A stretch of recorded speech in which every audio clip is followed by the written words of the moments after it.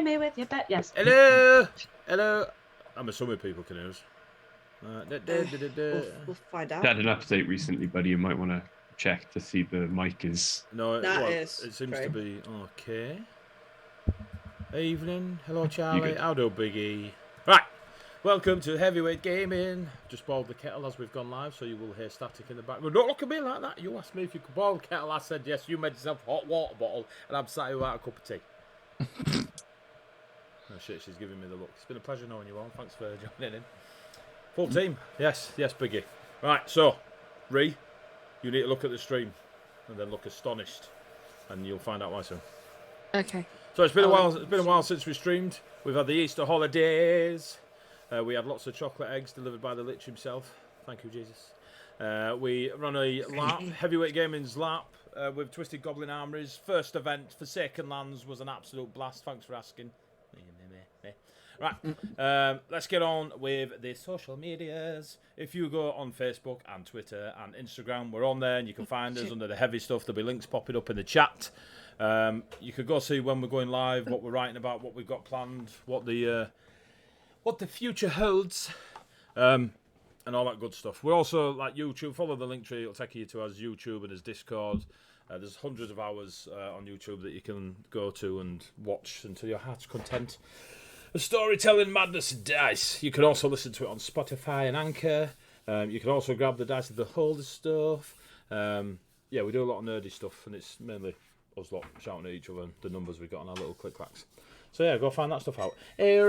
Sponsors. We are sponsored by Sirenscape because two reasons. One, they do absolutely incredible sound sets for your games, whether it be digitally or thank you, my beloved. I love you. I'd die for you. All right, so just accept it. For you. So, go check out Sirenscape if you want ambience in your games. And the second reason we're sponsored by them is because we're amazing. So they made a good choice and we made a good choice. That's how it works. Coyote Grey. If you like chibi artwork, then good. If you don't, you're wrong. Go to the Roll20 marketplace, type Coyote Grey, and you will see all the chibi packs and chibi artwork he's done. I bought them all because I love them. I'm obsessed with chibi artwork. I love it. I love it. So yeah, go check them out. And we use them on our Roll20 tokens and all that good stuff. Maps. If you like battle maps, because you're a nerd and you play tabletops, go check out Loki Battle Mats. They do exactly what it says on the tin. They make great battle mats for folks to big A3 binders and such that you flip out, and you've got taverns and towns, castles and caverns, forests and tundras and magical circles and lava lakes and sewers and all sorts of good stuff. Really, really cool. They also do a digital version of pretty much 99% of all the stuff they do physically. So yeah, you can check them out and drive through RPG if you want to buy the digital stuff. Put them on your virtual tabletop and boom, you're away. More recently, well, we can still stay in that now. Sparky's well ingrained into the cult now. Sparky & Co. miniature printer. Go check out Etsy. Look for Sparky & Co. And honestly, I just want to get a massive oaken varnish, beautiful gothic table and fill it with Sparky & Co.'s miniatures, and have loads of nerds sat around the table throwing dice and shouting numbers at me. It's going to be amazing. On OnlyFans, there you go. Yeah, so go check out Sparky & Co. Absolutely badass miniature printer. That's all the sponsory stuff. Right. Bits. We'll do the bits first. We'll get to the charity stuff in a sec.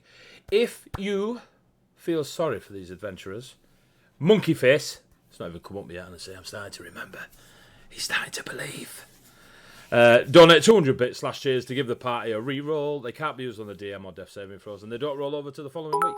Big A! 400 bits, you got 2 re-rolls already. Thank you very much, Big A. If you are a big fan of the Dungeon Master and wanting to screw over the party, you could donate 500 bits.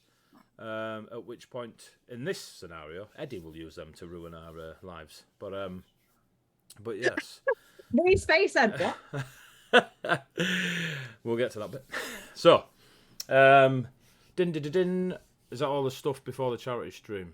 Well, also, only 11 followers off 450. Yay! Go get your friends or make dummy accounts and followers, not bots. And to make 10 dummy accounts. 10 dummy accounts. And I want Not the 11? profile photo to be yeah, just hang that one. No, not 11. Off. I said what I said. Well, that way, that 450th person can win a car. That's not true. All right, so every year we do a charity stream, usually 24 hours to 49 hours, because why not? Not 48, that'd be stupid. So we do lots of gaming on it, normally nerdy stuff, 24-hour one-shots, D&D, we've done Cyberpunk, we've done Vampire, we've done computer gaming, we've done all sorts. Raised loads of money for lots of different charities that we're very, very proud to have done just by being nerds and throwing dice around or pushing buttons. This year, we thought, fuck it, let's stream for a week. So we are streaming for Monday to Friday, 12 hours each day, noon till midnight. DnD5e, a continuation of this very campaign, when glory is not enough, which, by the way, is session 32, so welcome one and all. It is the week of Monday the 24th of July through to Friday the 28th of July, noon till midnight. Watch it, right? We will be sat round a table. Amelia and Rich, bless them, will be sat around their table, whether they like it or not, and we'll be doing it live. So it's going to be amazing. There's going to be miniatures from Sparking Co. There's going to be maps from Loki Battle Mats. There's going to be sound from Sirenscape, and every now and then we'll put some chibis up a chaotic grey. But It's like a Big Brother experiment. Like we're all just going to have a joint hallucination and go slowly insane, and that's what's going to happen. Pretty much.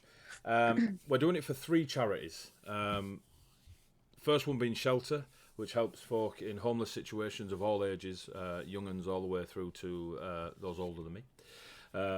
Papyrus, which is a prevention and support of youngsters thinking about suicide.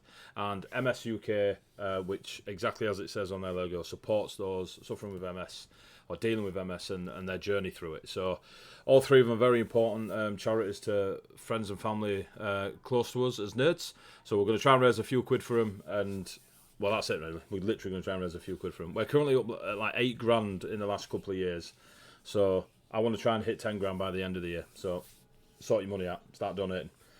During the week, there will be prizes that we are giving out. There are candles. There are escape room experiences, axe throwing experiences. There are dice. There are miniatures. There are... you can win a one-shot with myself. You can win a one-shot with Rich of Dice of the Holder. We've got lots and lots of other things that we're going to be throwing out. Lucky Battle Mats are throwing in some things. We've got our friends Bardic Inspiration throwing in some things. Dice and candles and all that good stuff. So please, if you're interested, every £5 you throw in, making your note of the £5 donation, what you're throwing your name in the hat for.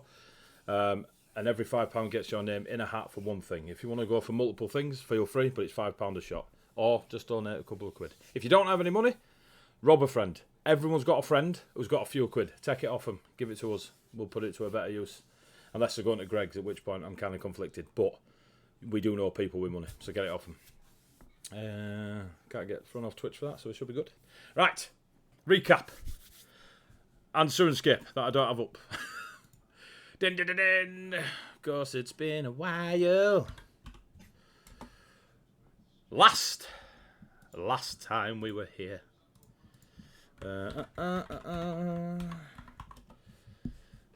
Oh, and heads up to folk that... Oh, why is that not doing it? Oh, we are in.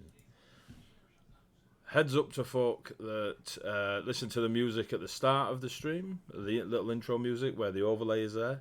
That is from Epidemic Sound. And shit, that is really loud from Sirenscape. So let's... The party, known as this lot, died. One of them died really well. The rest of them volunteered their lives to go on a quest to Stoneheim and rescue the soul of their fallen friend or acquaintance. Their spirits and souls were shattered. They managed to get their fragments back, and they stepped through a portal that took them home, or where they wanted to go. There was various locations in space and time, all sorts of whiz-was. It was wonderful. They stepped through the portal and they got away from Stoneheim. Some of them experienced glimpses of the past, the future, the present. Who knows? Yet to be clarified. All making their way through the dark emeraldy forest and getting out the other side, they were presented with a castle in the sky. A lot of kaleidoscopic colorations and patterns and arcane energies floating around brought them before this castle. Stood in front of the castle was a very wonderfully colourful tabaxi, known as Magic in the Sky. Is that correct, Eduardo? Magic in the air. Magic in the air. So close. At which point, we swapped Dungeon Masters because, we thought it'd be funny. So, there was also another figure there that Althea has been currently looked after by Ronan, son of the Lance Lord, who is a who has claimed to be the healing spirit of Althea. Now, for you, mechanically and lovely flavoursome and plot stuff, young Ree, Lioness of the Sands, you recognise Ronan, but it is like a tipping up at a family party and knowing that that person over there is a distant cousin that you've never spoke to. We were in the castle, and this is where I'll hand over to Eddie to give a recap of what we did in the castle before we start our next session of When Glory Is Not Enough. Eduardo, you're up. So, you entered the foyer kind of area. To your right, there was immediate right, there was like a portcullis type doorway. To the left, there was what seemed kind of more stone-like, a mountainous feel to it. Then in front of you, a stairway stretched up, grand in design, going up to a kind of upper tier of the room. At the top of that, to the right, there was a more royal, majestic-esque door, and to the left there was a doorway that has like a shifting atlas on it. The party decided to go through the door to the right first, in which they went into a room where they saw a young child crying at the side of a bed. The mother seemingly turned to stone. Through various different kind of conversational bits. Basically, the child was touched the mother and started turning into stone, so the mother was then awoken. The child turned to stone. The party got a ring off the mother, which she basically said about how she made a deal with a hag, and the party should go and give the ring to the hag, so the young boy would turn or come back to life, essentially. They then went into the door to the left, the Atlas door at the top of the kind of stairway. There they were centered around a table, and it was seemingly so that any of the words they spoke began to manifest around the area that they found themselves in. So as they spoke the words, it was as if they were appearing around. The party, bit by bit, told a story, ending in a kind of scene in a gladiatorial arena, in which a hero defeated another, and they successfully managed to find the doorway once more and began to head for it. Back into the foyer kind of area. In the room to the right, just one thing. So the mother had a necklace on, which was an E, and the room to the left, the table formed the shape of an O. This seemingly being linked to the fact they were spelling out the word home at the doorway of the foyer. The party began to depart the Atlas room, and as they did so, they found themselves, this is where we're now jumping back in. You find yourselves back in the foyer, one by one, the door opening, and you all appearing back through. The handle of the door in which you grabbed in the first place to twist, the kind of orb-like handle, seems to, as the last person comes through, there's a click and it drops, and there is a small sphere that it drops to the floor and just begins to slowly roll next to all of your feet. I'm going to grab the handle. Cool. You pick it up, and it seems to be a sphere made of glass that's almost like a snow globe without a bottom. And inside it, as you're looking through it, there is all sorts of different things manifesting. As you're looking, you see creatures, you see villages, you see taverns, everything and anything in this kind of smoky middle to it. It is like a story orb. Look. And I'll hold it out to show everyone else. A what? Like, there are things that you only see in stories in the orb, if you have a look. I'll take the orb and have a look. You see the same, so a swirling manifestation of creatures and beings and taverns and places. Like, the more you look, the more you see, like, the stories manifesting around or inside the orb. Huh. So what do we do with it? Cool. But you see like a little thing come up in the orb saying situation unclear, ask again later. Shake it. The more Like and a more you're magic shaking 8-ball. it's all it is just a manifestation of swirling things within it. So no pyramid shapes. No, that's fine. As you're thinking about pyramids, a shape of a pyramid appears within it. Ooh. Hey, Bjorn, think about, I don't know, crows. And I hand As you it to say crows and put your hand out, a crow bursts forward from the wall as though a minor illusion has bursted out of the orb itself and just bursts into Bjorn's face.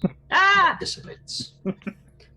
A little warning when you're going to do that again. Oh yes, because I did that on purpose. That was a deliberate choice. Say something else. Show me a unicorn. As you say unicorn, you hear around you basically like a cantering, and then a small unicorn just starts dashing around the outside of the party on this upper landing, and then dissipates after a few seconds. I'm going to go really close to the orb and say stone squirrels. They don't exist. I'm going to hand it to Althea. As you get close to the orb and you say stone squirrels before FaZe has even handed it to you, you see on FaZe's shoulder a little stone squirrel just manifests and then burst after a second or so. Eyes just narrow. The rest of you seem weirded out by the fact that Althea has just walked towards you, seemingly as though taken over.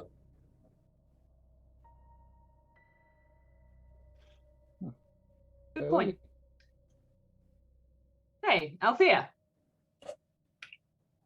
Yes? Where have you You been? are back. If you're looking at Yes. Althea, however, Ronan still stands nearby.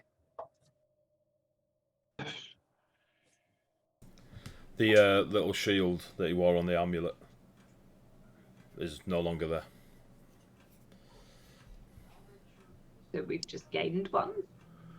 I told you, I was a healing spirit. The lioness is ready to walk again. Oh, Yeah, I'll give her a hug. I don't. They turn to Ronan and be like, What you see, Althea, when you look at Ronan, a few things. One, it's exactly like when you summon an echo. okay. Like, you know, if you're on a battlefield, you summon your echo and you look across, you recognise it as an echo. But there is a strong primordial essence of air about this person.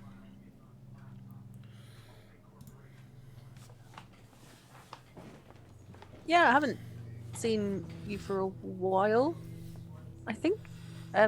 Since you were a Hello. bairn. Yes, since I was a barn. Ben.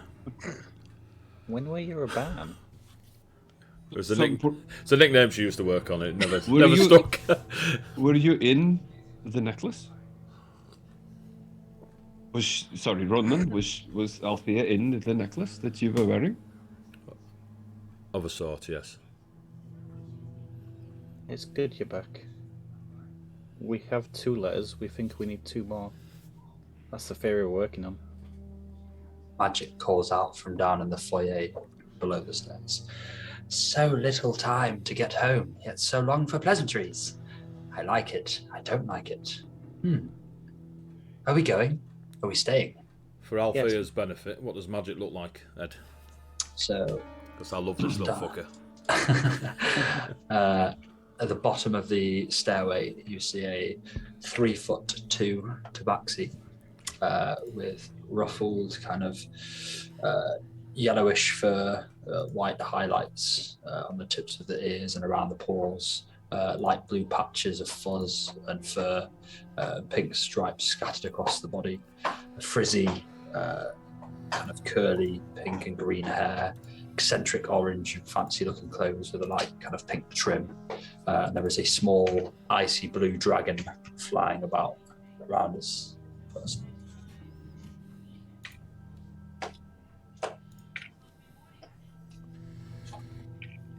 That's it, you can carry on now. I think we're going. Next door? One. Well, not next door, but the next door. Next castle over. But we have 2 doors to choose from.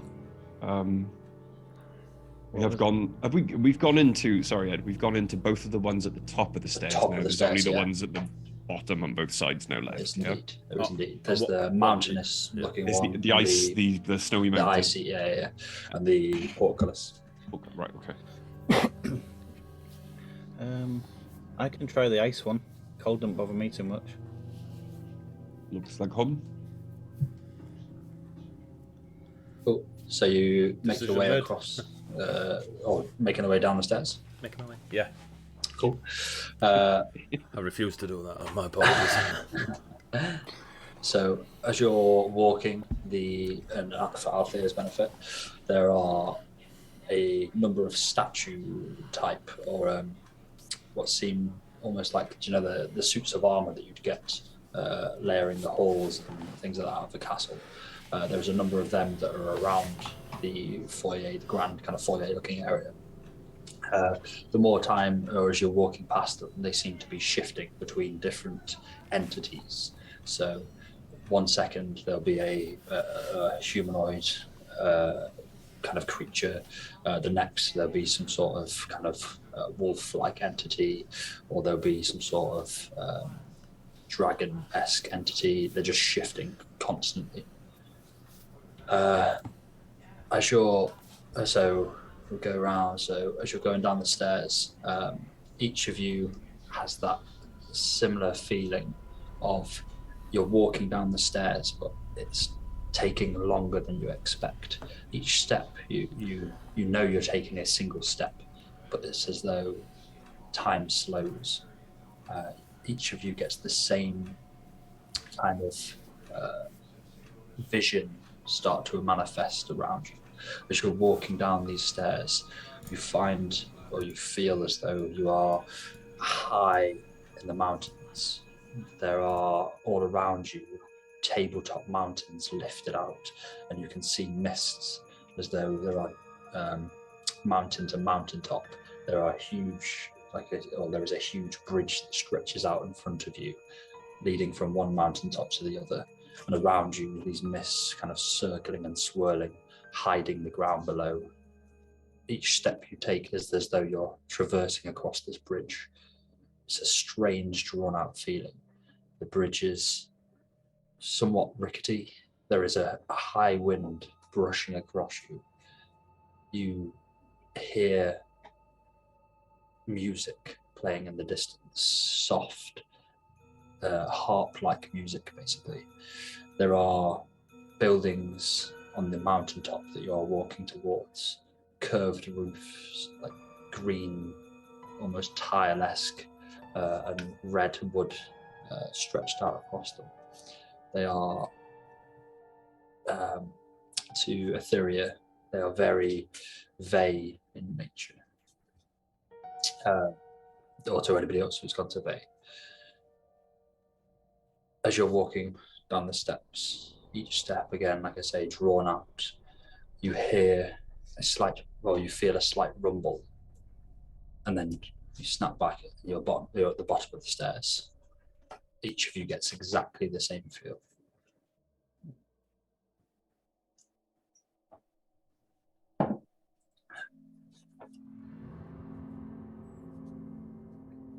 Felt like home for a second.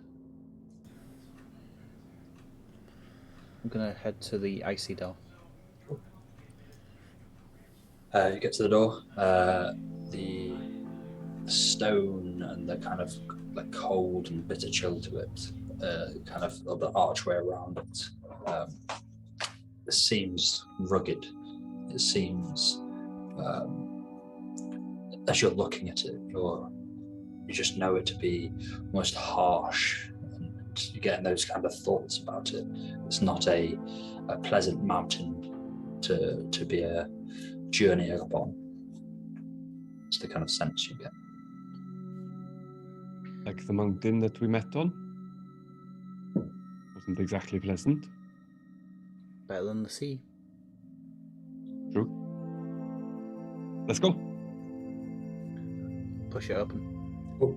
As you put your hand on the door, you immediately feel like a rush of cold, kind of chilling air, like chilling you right to the bone, or like right to the core.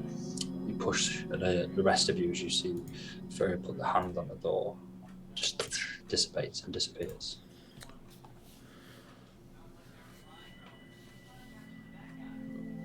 Cool.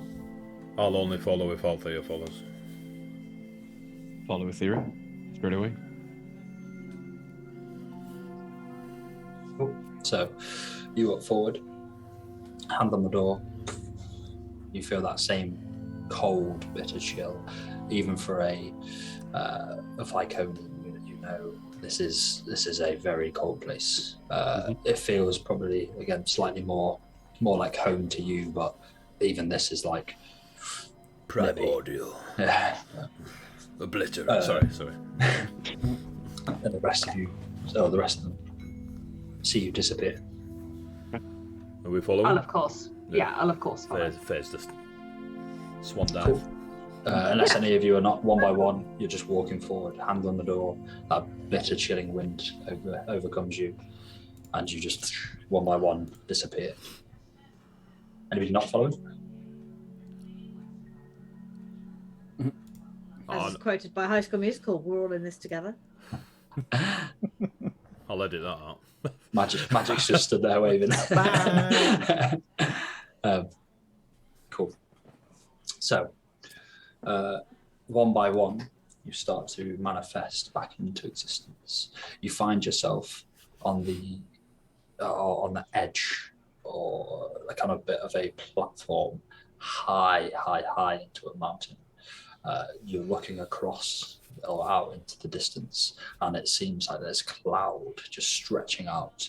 The wind is harsh, cutting through you to the point where you've almost all immediately started huddling together a little bit. The platform is strange. It seems to stretch out into the or in front of you. So one side you've got the kind of clouds looking down upon the land, and the edge of this cliff actually seems to stretch out further than you'd expect, almost unnaturally flat and smooth. In front of you on that kind of unnaturally smooth floor, there seems to be, or it seems to all be stone, but you see a glint in the distance. Like this is going for quite some distance. It's just, you're like, this is unnatural for a mountain range, and it's stretching out, and then you can see the rest of the mountain rising up into the kind of clouds in the distance. Yeah. Your young dungeon master, I would like to use prime primeval awareness. Right. So as an action, I can expend a slot for 1 minute per level of slot. I'll just be doing the one. To sense whether any aberrations, celestials, dragons, elementals, fae, fiends, or undead are present within 1 mile of me. If it's in my favoured terrain, which is mountains, so I assume it's up to 6 miles. Now, I understand the distance might be a bit whiz-wazzy here. It doesn't reveal the creature's location or number. It just lets me know if any of that flavour are within 6 miles of me.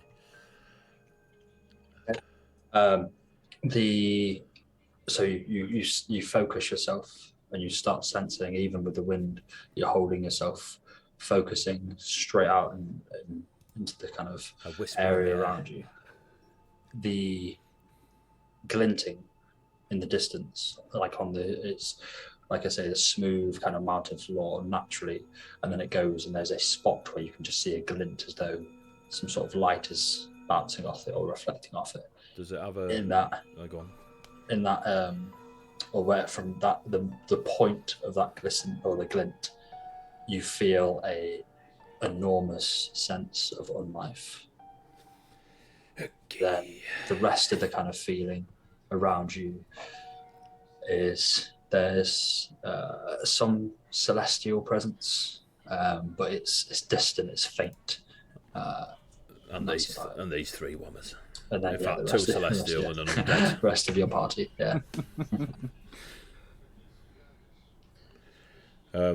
So the glint, just before I explain to my party, the glint is a special effect of my sensing it, or is it like you can see, like it's I can physically so it's probably 100 or so meters away. But I can point it out to them, is what I mean. Is it like the glint on a mirror type? The rest of you can see it. Cool. Exactly that. You can see like this shelf that you're on the edge of this mountain is just stretching out real smooth, and you can see a small glint in the distance. I don't know if it was a magical ping or an actual physical light. Over there, physical light, see the glint? Undead creatures, much like yourself. And I look towards Bjorn. I look at Bjorn. I also look at Bjorn. I also look at Bjorn. Yeah, I also am gonna look at The inside party. Like who, sorry? Yourself. You are a creature of unlife, correct?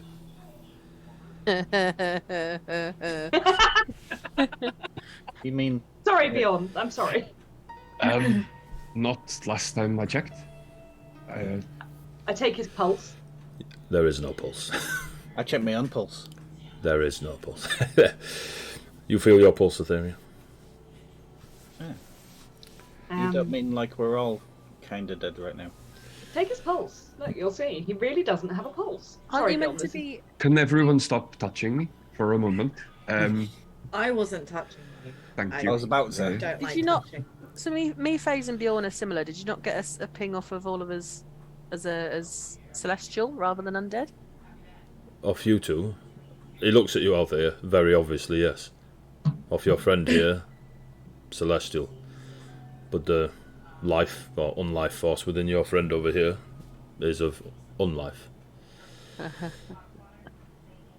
Laughing at him, Althea. That's not kind. Sorry.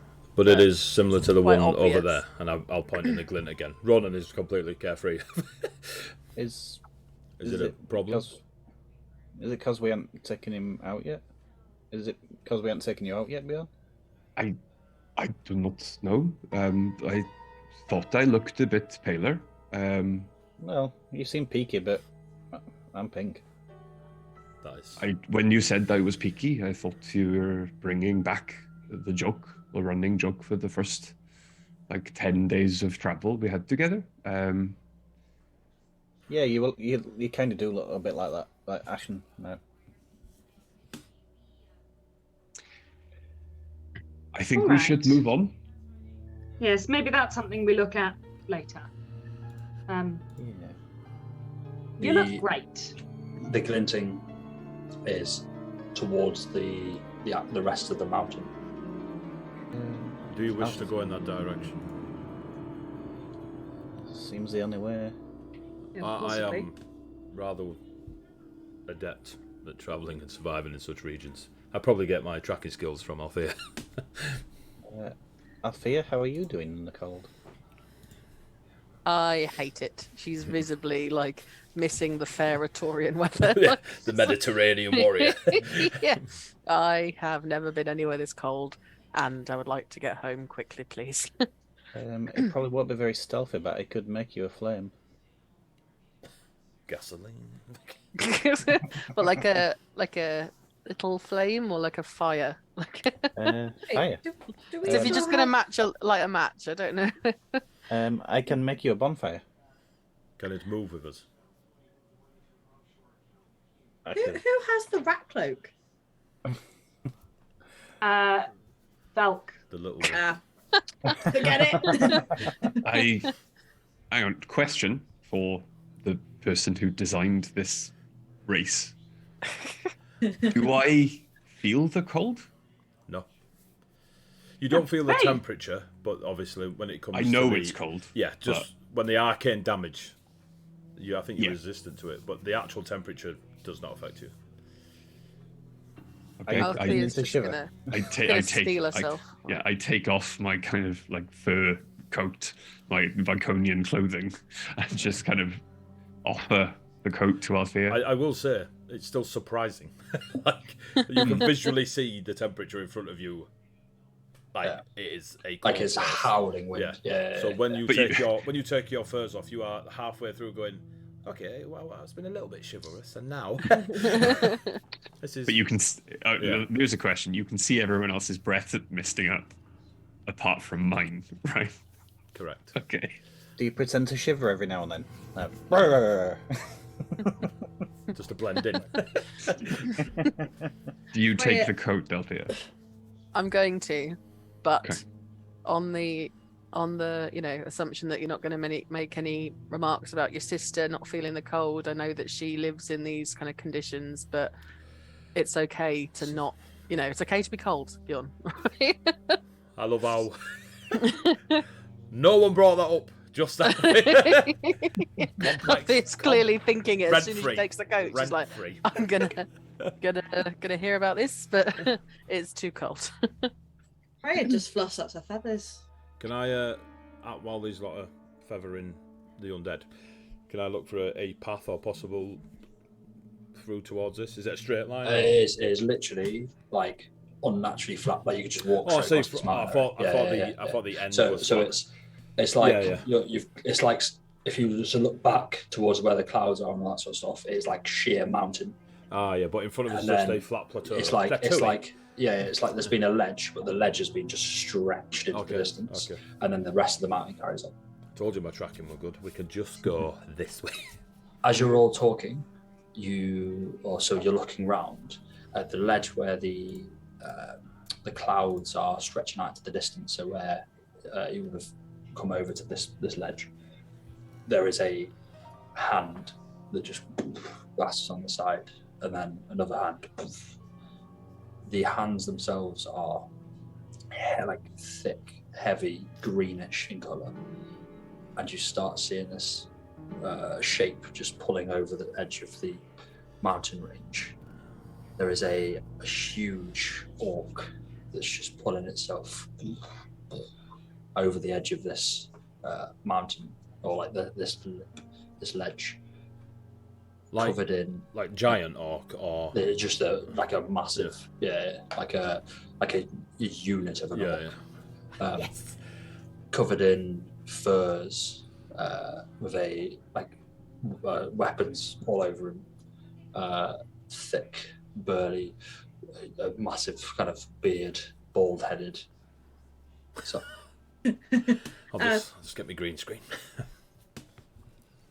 Can I throw a flaming spear at it, please? the orc. Cool. Anna's back. Cool. So your flaming spear, yeah? Spear. Flaming sphere or spear? Sphere. Spear. Cool. With a F. We couldn't just greet this guy? Spear. She is. She's warming him up, I hope. Roll your attack. I think you dodge it. Can you roll me a dex? Yeah, the sphere rolls towards you, you dodge it, I think. Yeah. Cool. Okay, that's the case. Oh, thank you for the subscription. I can't pronounce so- your name. The sphere itself. So you manifest it and fire at this huge orc. As you fire it off, it basically just flies towards it. This sphere just goes straight past it, as though it seems as though it would have hit it, but it just goes through. And you can see it go off in the distance. But then the orc, it didn't even pay attention as the orb was passing through. But then it stops, turns around, and almost looks at the track where the sphere flies off in the distance. Oops. And then focuses a second and carries on pulling and lifting itself over. Does he look angry? Just seems focused on what it's doing, pulling Maybe itself over. Fairs is correct in greeting it in different ways. As you're focusing Just on it, gonna walk you see that a way. second set of hands clasping onto the side of this ledge. Smaller, Hello. still greenish in nature. And a smaller creature pulls itself over. Goblin-esque. Pointed ears, sharp face, sharp features, a snarling, sharp smile as it's pulling itself over. It gets to the point where they're both now over. This one also fur-clad, slightly more than the orc, and some gnarled weapons about it. So the orc is like gargantuan. The orc is big, But and it's this a goblin size or goblin-sized, yeah. And does it react to Fairs shouting hello? They're both just sat on focusing, climbing over. Are they the over by, ledge. are they over They by get the up. glint, or are they just in front of us? They're not far from you. They're about 30 feet from you, Okay. just climbing over the edge.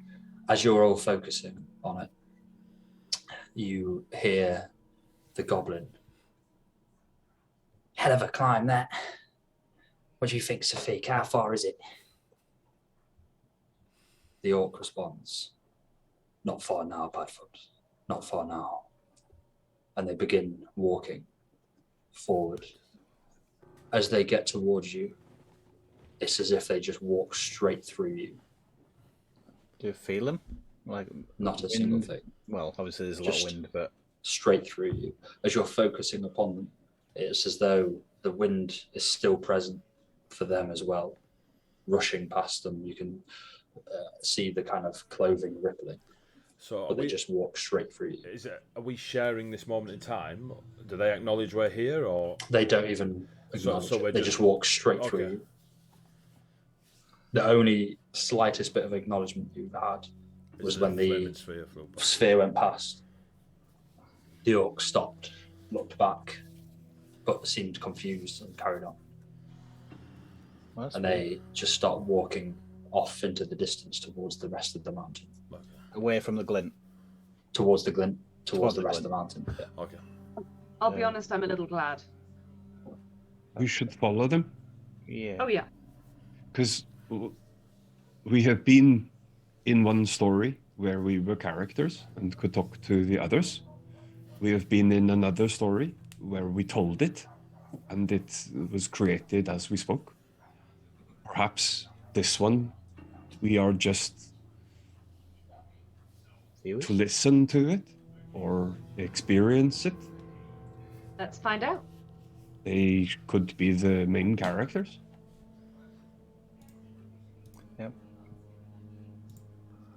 Talthea is clearly the main character. I No, it's not was following just the thinking that Padfoot, the goblin, gives off someone who believes they definitely have main character energy. They seem like that kind of person. So I think we should follow them. Is the Ark the sidekick then? Always. I think anyone in Padfoot's kind of orbit would be a sidekick. Do you know Padfoot? No, he just seems like that kind of person.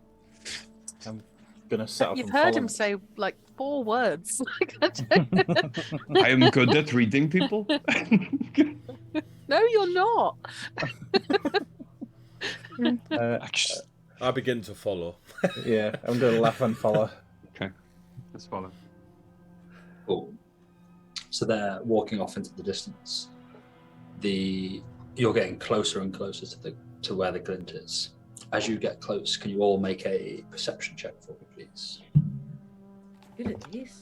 Perception? New dice!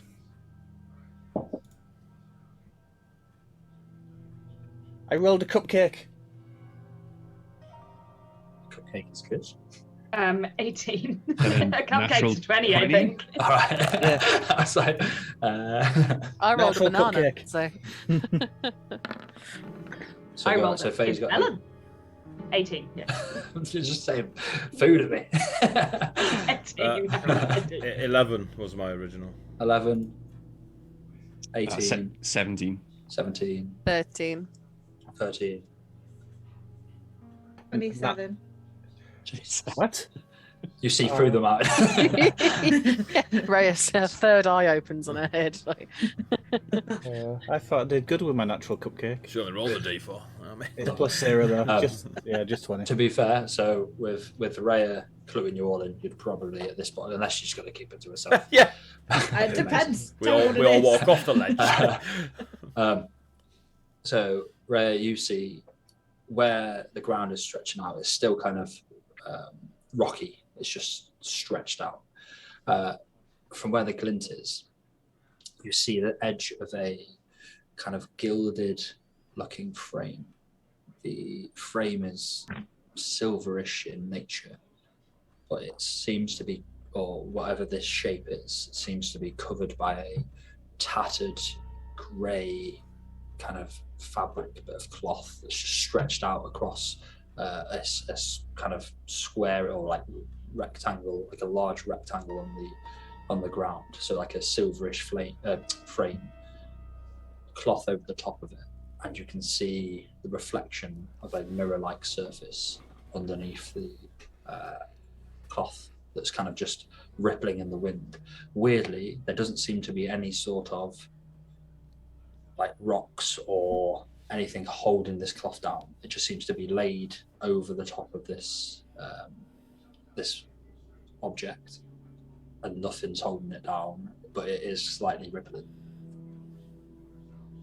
Yeah, I'll point it out. Bjorn, Faze, Etheria, you probably get the same kind of like the rough shape of it, slightly less kind of, you just see a bit of a kind of rectangular-ish object in the distance with a greyish kind of surface with a little bit of a glint.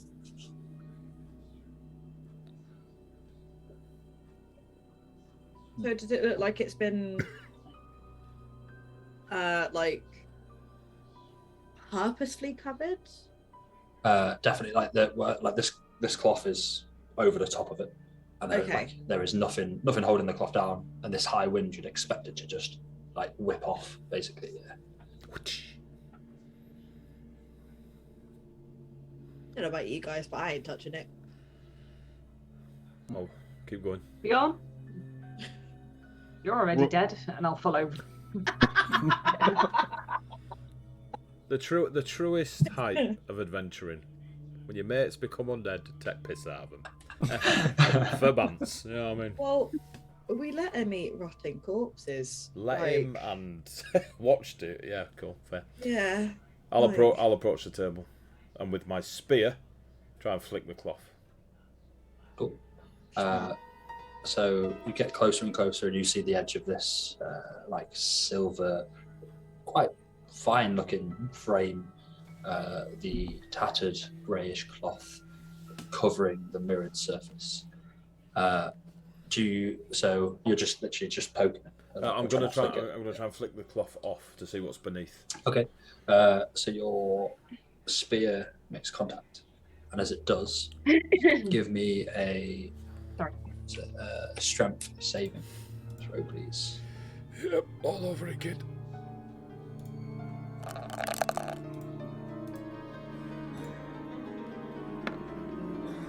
Nine. Cool. As you go to flick the cloth off, it's as though somebody something pushes back on this spear. Like you're just gripping it, and it's almost like your arms are almost yanked like backwards. Yeah. Like the jolt or the force that's pushing back against you, and it's unnaturally fast. Just as your spear touches, it's like somebody like erupts. Somebody pushes it away, or it feels like an electric shock. It's as though somebody pushes it. I'll immediately take up prodded, and it's as though like somebody's just jolted you back. I'll immediately prepare, and I'll stand ready with spear, very obviously, in a defensive manner. Sweet. So the cloth doesn't move. You're jolted back, and do I hear anyone? Do I hear it? As you're close, you are hearing a whisper. Make another perception check for me, please. I'm an air genasi, by the way, just in case they're speaking air genasi. Nice. Love it. What am I doing? Fair, if you make it so with this for the hearing side of things, from an air perspective, or because like there's howling winds, but because you're focusing and you're like this is your kind of like thing, you're focusing it. Even in the wind, you'd probably make it advantage. Like you'd be able to. Is this perception? Did you say? Yeah. Because you can kind of separate the noise of the wind and things like that. Oh, it did it on 19. 19. Cool. Why didn't it do it on roll 20? Yeah, cool. So you can hear like it's a lot of it's kind of strange to you. Like it doesn't seem like languages you know, but every now and again it cuts into ones that you do, and you're hearing words like "come closer," "I can offer you everything," what is your desire? I can give you power, that sort of thing. I can hear that. Yeah. So it's like it's cut in between. It seems like loads of different languages, and it's basically like I can give you power. I can give you everything. Immortality. I look at Rhea. This might be one for you, and I remain in a stance of defensive nature.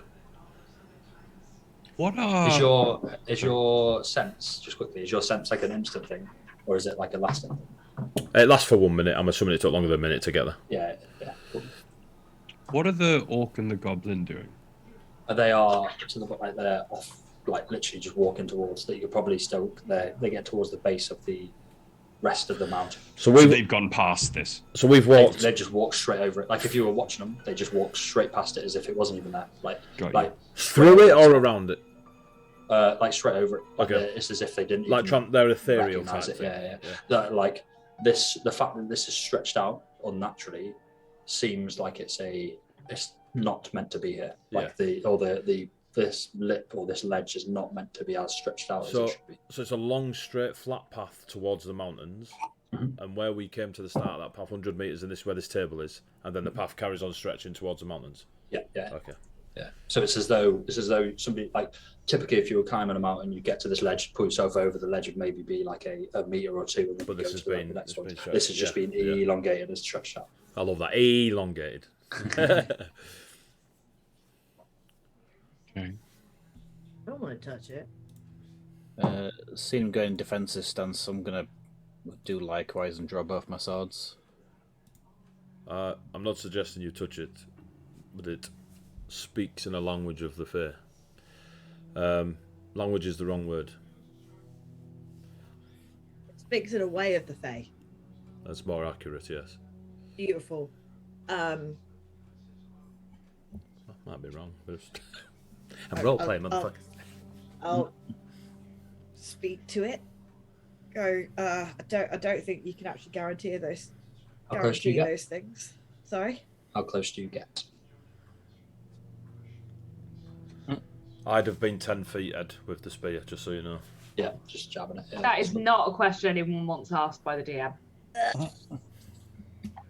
I'm going to stay at a 10 feet radius. Just. You're just going to literally stand 10 feet away and just start trying to.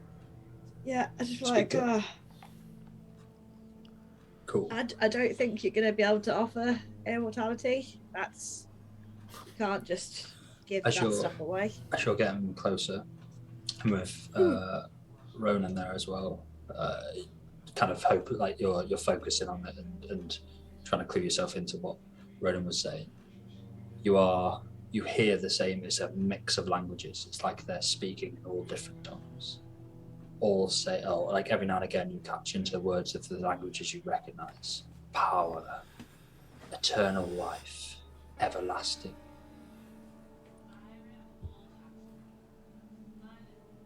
Just out of curiosity, does she hear those words at the same time I hear those words? Yeah. Okay. You're like their senses of okay. yeah. It's just a power. I can give you everything. That sort of thing.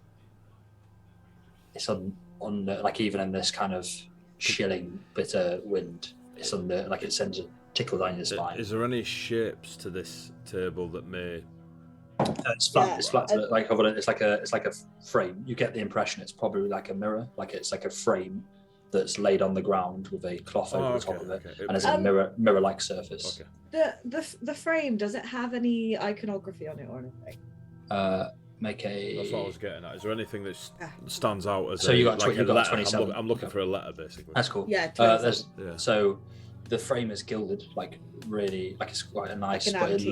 it looks old, like almost like it's a really finely crafted frame, but it is like decaying in a sense.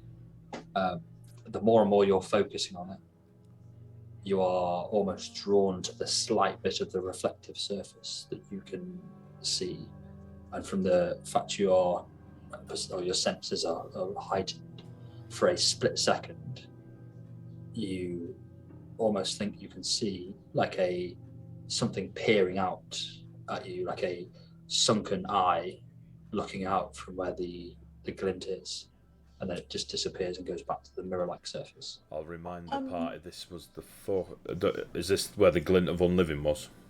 Mm-hmm.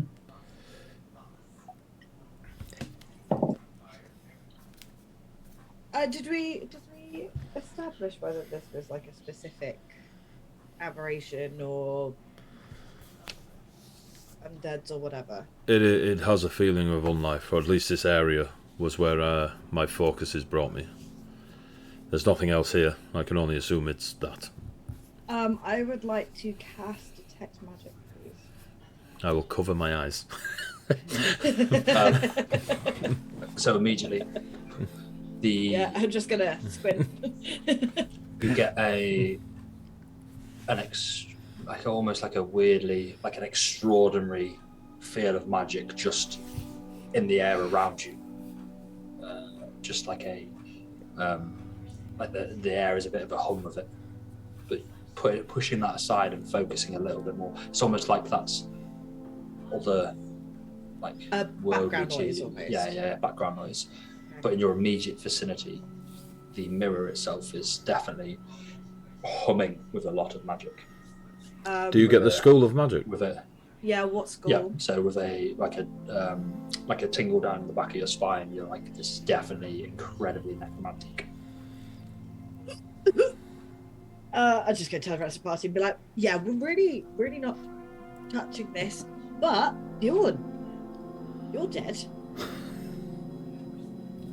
This gate fucking You're bright. definitely not touching it because it's like necro magic. I was going to say, what if it takes over Bjorn? That's why I'm saying. This So, isn't like, going to don't- go away for a while, is it? Not until you're not dead. Yeah. But What We can came I back to bring save you? your life. It hasn't gone very well.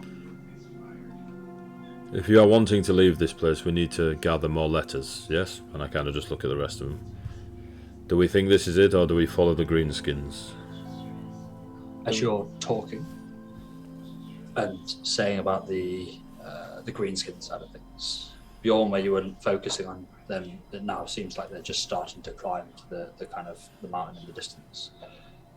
You see, so the mountain reaching out above where you are now, there's still clouds kind of circling around it. It is a massive mountain.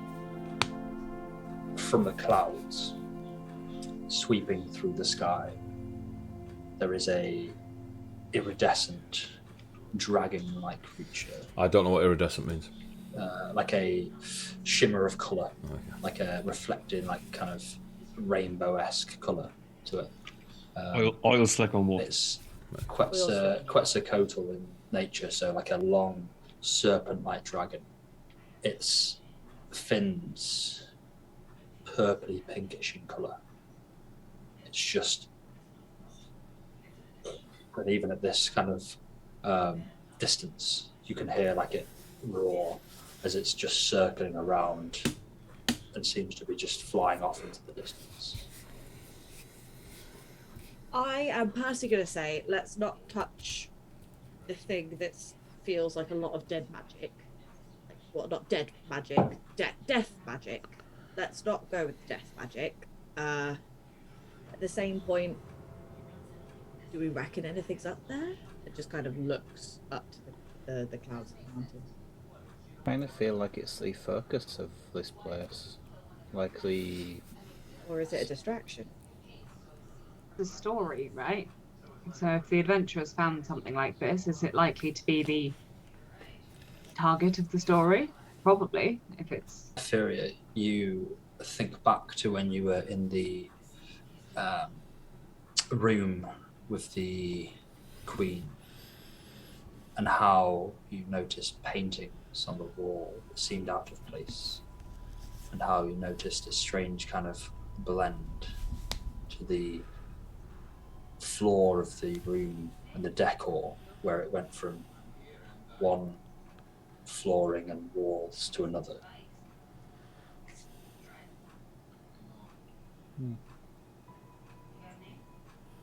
Yeah. It does remind me of the first room. I think it's something to do with that. What if something touches the surface? I flick a copper at the mirror. The copper hits the... So are you aiming for anywhere in particular, or are you just flicking it onto it?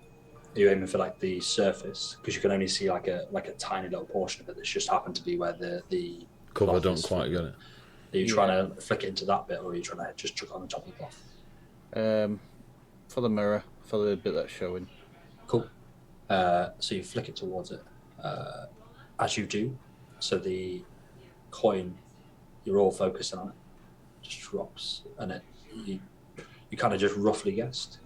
As it gets close, a hand with a flick reaches out. Yep, step back both sides. Ghastly in nature, kind of like flesh, looks as though it's pale white, just lifts out with the flesh, and you just hear, "Thank you. I'll remember that." What did I just pay for?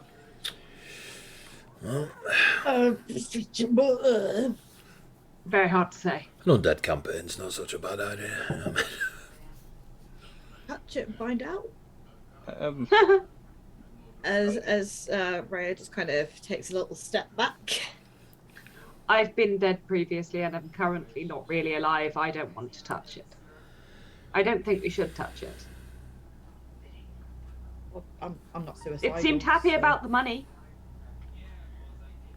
Look, I don't We know. just give it more money? I don't know. I'm going to try and move the cloth to one side with my shadow blade.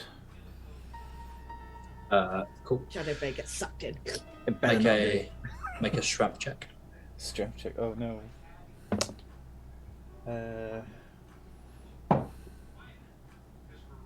Just strength. Not athletics or anything like that. Just strength. Go with Any additional athletics? What about Advantage. charisma? Persuasion check? Yeah. Yeah. Can I make? Wisdom. Can it be intimidation? That's 10. Cool. You push this, or push your shadow blade towards it, and it's for a second you feel it like it's difficult, and you're pushing it, but then it's like you're just focusing on it. You're trying to you're specifically going for the mirror bit, yeah? I'm trying to flick just off move the cloth. Yeah, cool. So you feel it jolt slightly, and then you see that same hand just reach up and just wrap around the blade and just hold it. And for a second, you feel even a sharp pain rippling up your arm. You're watching your blade, and it's as though kind of corruption, a greenish dark colour is just starting to ripple over the surface of your blade, and it's aching through your arm, and you feel as though your arm is turning whitish in colour, so even your scales are going white, and it's as though your arm is shriveling up and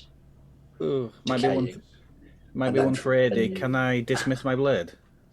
You give it a go. Yeah, I try to dismiss the actual shadow blade portion. Okay. So you go. You're feeling it. You sense it. You're like your arms going like almost numb at this point, and everything. Make a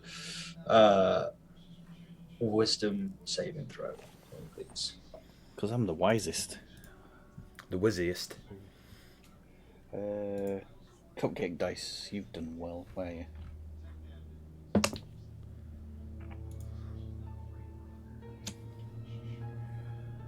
12. Cool. You are putting all your focus into this at this point. You're like, I've got to get this blade. I've got to get it. And there's a second where you hear an eerie laughter. And then the blade just flickers back to you. And your arm it's as though blood rushes back to it. And you hear I'll see you soon. I gave you a copper. That's it. That's back chat, the weird, scary thing. I don't want to do that again. Oh, No, payment I don't. has been received. I chuck it a copper. Let's see. It said your payment has been received, right? So you hear it on the windows, Furious saying. You chucking a copper as well? Yes. Cool. I don't know what I paid for. It might not be a happy Yes, we'll ending. find. Cool. I'm aware. You flick the copper. Yep. And exactly the same. You're not even you're just trying to aim for the little mirror bit, and it just hand just reaches out from underneath the cloth and through the mirror, gaunt, and just grabs the copper and just whips it back in. Does it look the same as it did first time? Yep. Not filled in or like that. No, exactly the same. Raya And you just just hear slowly. this.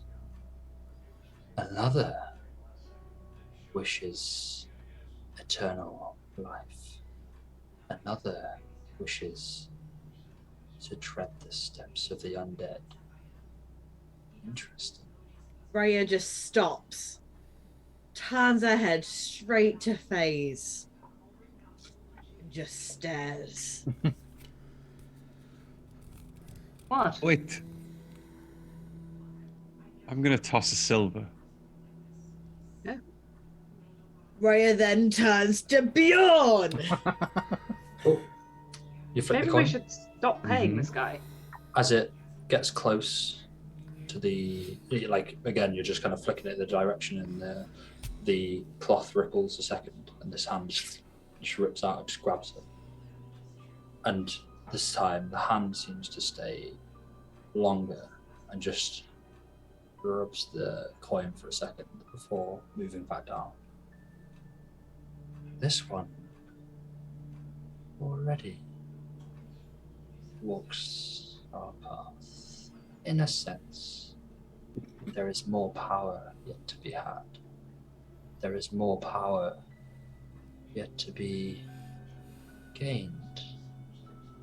There is more, always more, but at the price of blood. I don't want this. I'm not going to pay the man. Good choice. I mean, are we going to try and move the curtain, or are we going to? I don't know what to do. We could look up the mountain first and hope that the solution is nothing to do with this, because that would be really nice. Unlikely, but nice. Up until now, we have been in the stories, or have told the stories, and that is how we got the letters that we have. Sure. The goblin and the orc are part of this story. They are characters playing out in front of us. They did not see this mirror. They did not care about it. So the mirror is either not part of the story, or it is just for us. No, that's much scarier. I don't want that either.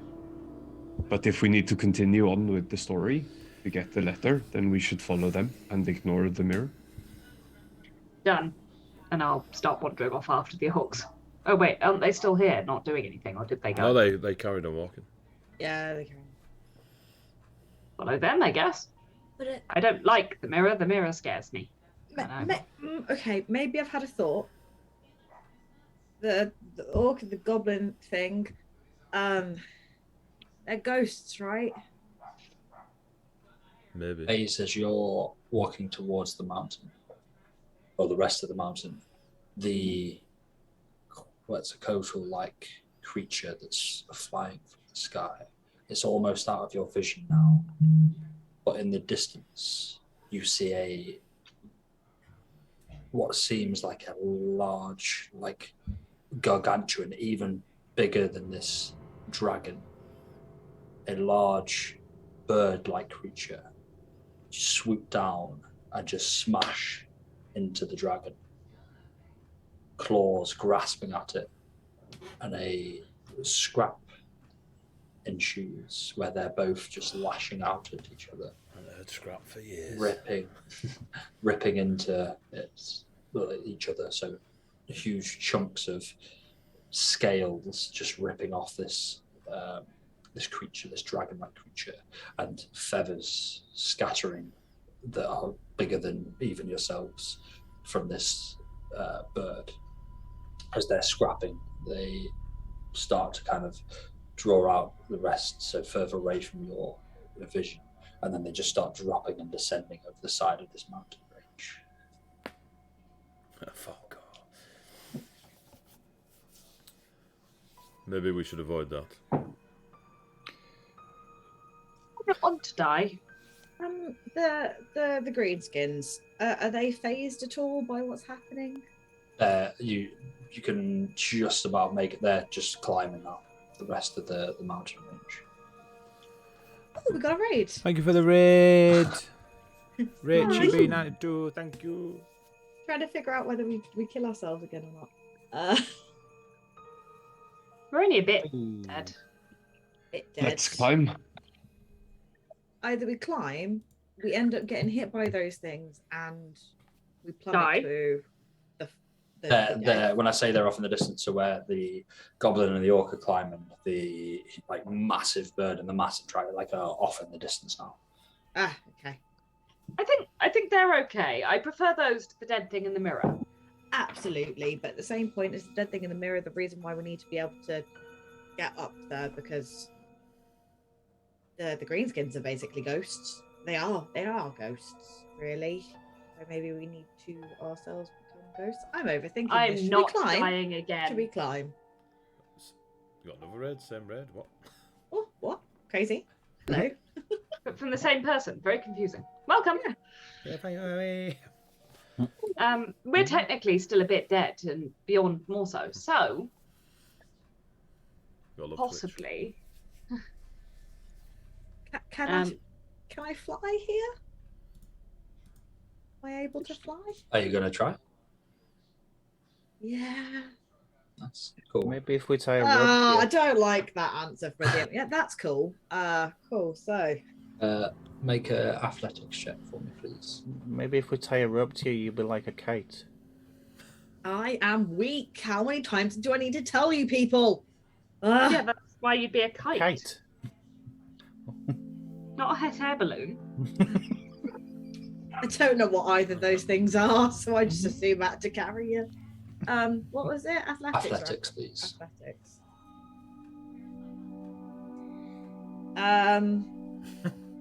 You got 2 rerolls off Biggie.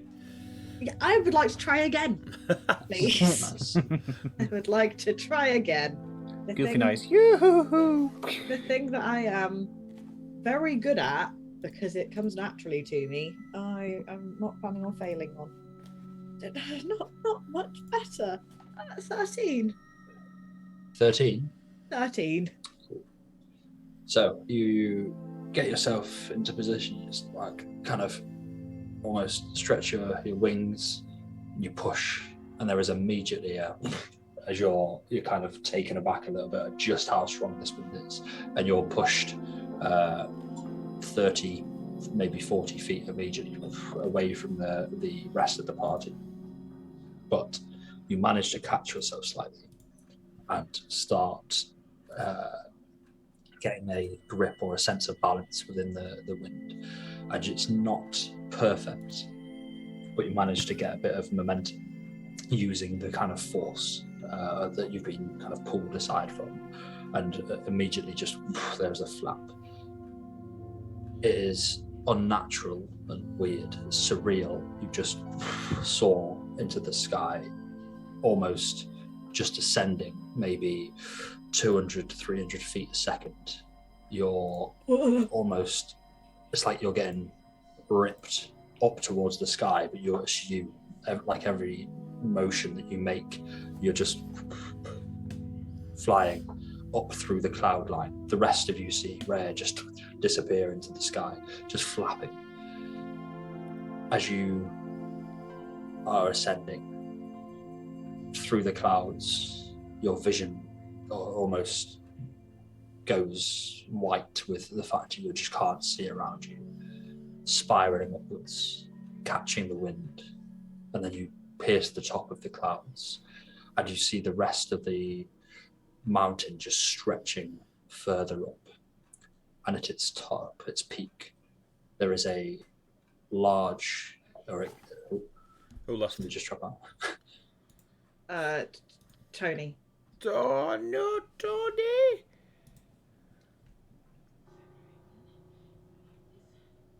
Sorry. Only look down We for need to 30 take a second. seconds. Yeah, Need to take a probably. Let's have a break. Let's have a break. Okay. I'll leave you in Until Tony suspense. comes You back. Drum pierce roll. the Tony's- top of the cloud line, and then Tony's I'll leave back. you in suspense. Oh, okay. Cool. As long as Tony's camera comes back on, they should be in the same place. No, you won't No? be because Tony wasn't the first person. Right, so let's have a phases. break. We'll move everyone around, Okay. and then we'll sort stuff out. We're gonna have a break now. Thanks for Won't be watching. long. Thanks for the raid. Gravy time. Love you all. Bye. See you in a bit.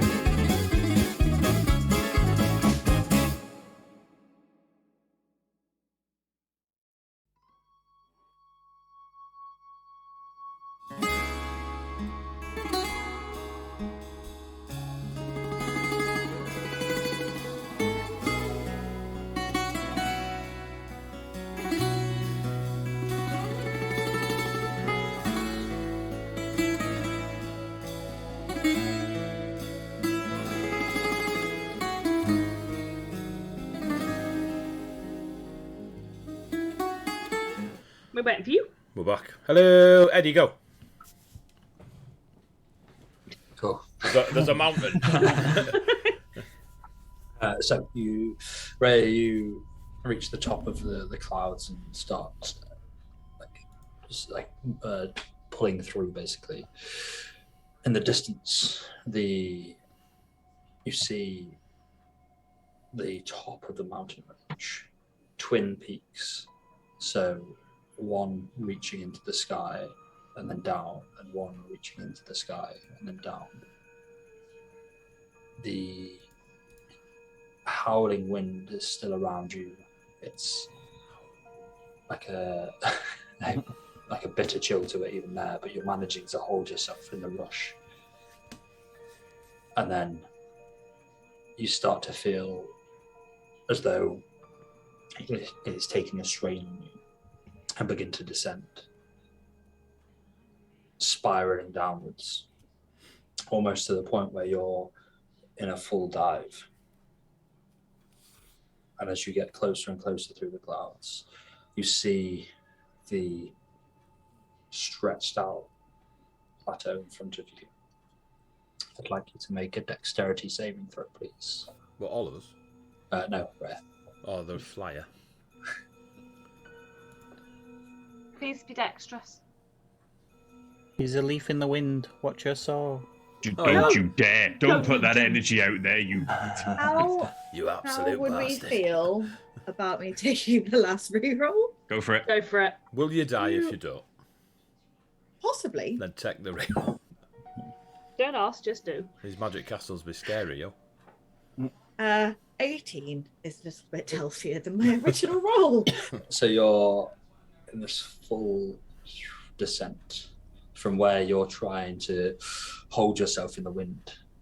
You did fairly well, but began spiraling downwards. You take Yes, you may have died. 23 points of bludgeoning damage. Oof. As you smash into the ground. There's a moment where you're just a crumple, your wings. Ed, can we interact with this at all, or are we just watching her flying dive? So you saw her fly, but the speed that she's descending at, you're basically like react, So- kind of thing. So I can't react to her nose diving. If you, I think, can I use like you our could- reaction? Is what I'm asking. I'd allow you to use a reaction. So basically, you just see her coming out it's been a moment, and then you see her like spiraling, and you'd probably be in that split second be able to go, she isn't in control of this. Cool. She controls it more so, like takes some of the force away at or she's coming down enough to stop it being a full.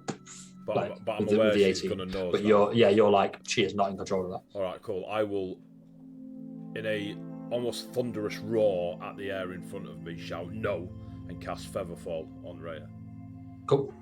So Rhea is spiraling downwards, and there is a moment where, like the rest, like literally, you're all watching, and it seems like she put everything into what she was doing. She's flying. She's managed to kind of get it, but she's about to hit the ground, and then she's almost kind of suspended and just floating for a second, then slowly and lands on the ground.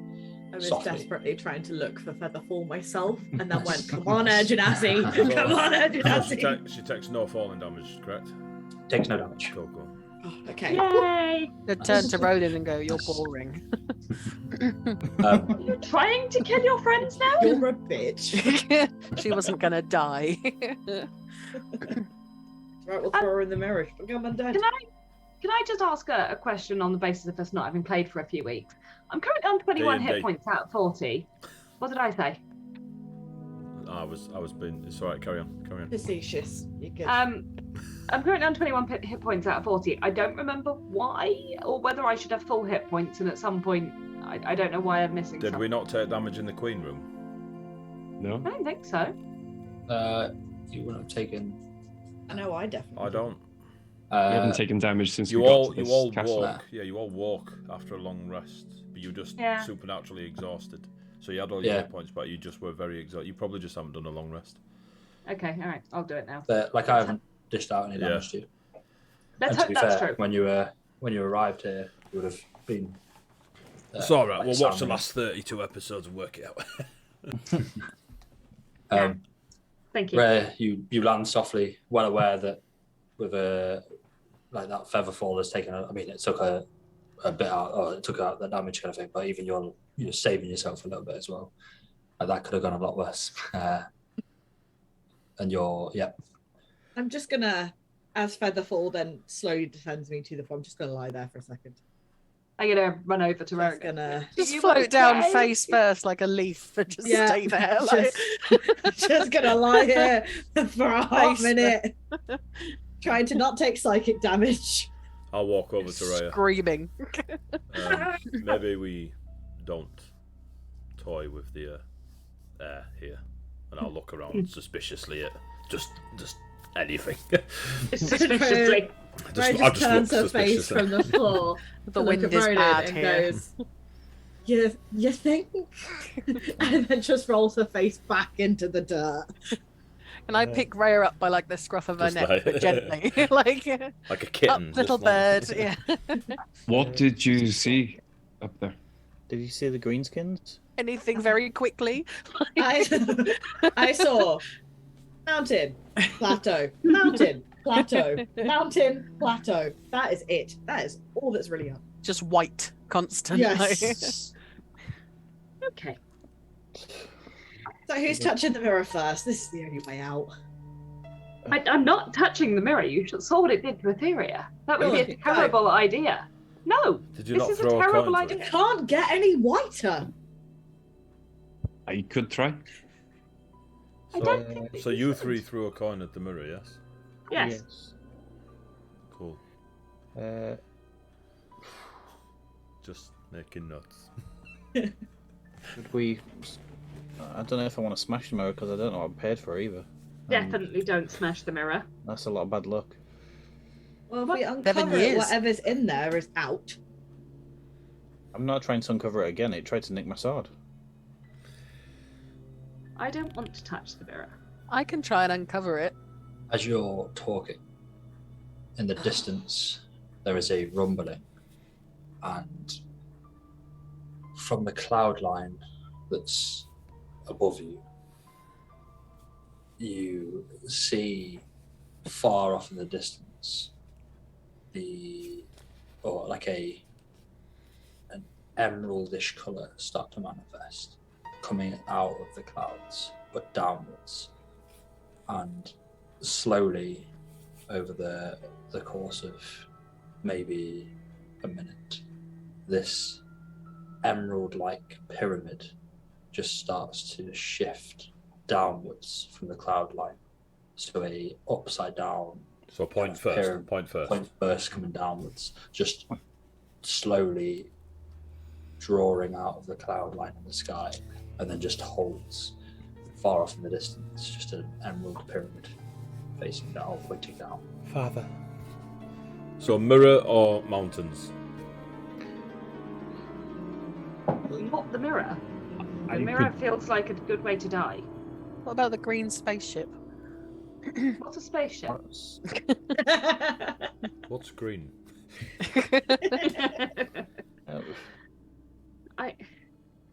I could try with the mirror. I don't think that's a good idea, Bjorn. Could you try shaking his hand and pulling him out? I think that's a really bad idea. If you, Why belie- are we messing with this if guy? you believe the orc and the goblin to be part of the story or main characters, as Bjorn says, and that the mirror is maybe interfering, then follow your story. And we should Yes. climb. I agree. Let's climb.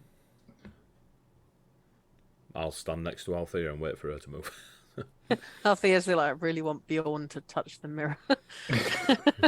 Bjorn is going to head. Really heading in a dark direction. Bjorn's right now. currently in shock that he wasn't the one that touched the mirror. Bjorn is There's now Bjorn- like touch it. Yeah. How do I convince someone else to touch it that isn't me? Bjorn is going to head towards the mountain. I'll follow and start getting rope and stuff out of my pack. Althea just Bjorn sighs and follows. and Etheria start walking forward past the mirror, you see them. It's almost like they're stretched out, and they go slightly slow motion as they're getting closer to the mountains in the distance. They're just drawn forward. The rest of you kind of just see them. It's almost like this, like they go motionless for a second and are just drawn, like pulled forward, stretched into the distance. Does it make my butt look bigger? Yes. Do they go like like the goblin and the orc? Are they kind of like ethereal? No, so they literally is like they've stopped in time. Oh, they, right, okay. They step forward, like they walk a little bit past the mirror. They just stop in time, but then their whole being is like it's like somebody's smeared them and drawn them forward. Like when they started doing music videos, I all did that weird stuff when they started messing about. Do I feel anything? You two are just walking.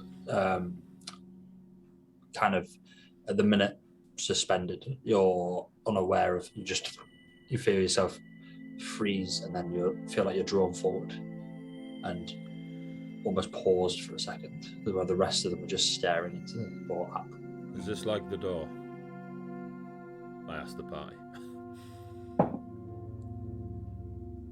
When we touch the doors, we get sucked through. Maybe this is another Seems sucky possible. moment. Asked you. It seems possible. Yippee. I'm going to walk through into the stretchy place. I find that less scary than the hand mirror. So you walk forward. Colossus cannon. You're as you're walking forward, you stop and are drawn, as though you're being just pulled forward. The rest of so the three remaining just see a smear of phase just moving forward towards the Smear of phase. towards the mountain. So I didn't pay the mirror. I didn't interact with the mirror, so I'm going to try. I'm going to walk Wise. forward. Try and didn't buy undeath. I'm going to try and follow Phase and see if the same thing happens to me. You watch as Althea just walks forward and then stops, and same as before, smears towards the rest of and stretches out towards the rest of the mountain range. Rare and Ronan, you're left. Oh, I followed Althea, sorry. Yeah, Sorry. cool. Yeah. Follow. Standard both of action. you. If Althea moves, Ronan moves. Fair. Both of you walk, and you're immediately like you feel yourself stop and are drawn forward. Smear. So, all of you get this rushing sensation, and you're still feeling this strong wind pulling against you. And there is a moment where your vision is blurred and twisted, and then you're grasping on to something. You feel your hands just as if it's the only thing you can hold on to. Your hands are into what feels like feathers, but they're massive. They are unfathomably, like you're just grasping onto this mass of feathers in front of you as you're trying not to get pulled back. Your vision shakes and you look around you. You see around you the rest, or you see each other equally grasping onto these feathers, but you're on the back of this large bird-like creature, massive in size, and you feel the sensation of you just swooping. So your stomach's kind of just shifting every now and again as this bird just. Is somebody typing? Or playing with dice or something. No, I think it's the dog tapping. Guy's It's got kind a of- hand It's coming from Eddie. Oh, okay. So this bird's just, and you get the sensation of your stomach just churning as you just. The bird is just circling around this cloud line, and the mountain top is in the distance, and the bird is just circling, and the mountain top that you can see is like a twin peak going up, down, down. I tried to shout in the wind that it's an M. You can just, like the rest of you can just about make out Etherea's words as you're like trying to fight against this rush of wind.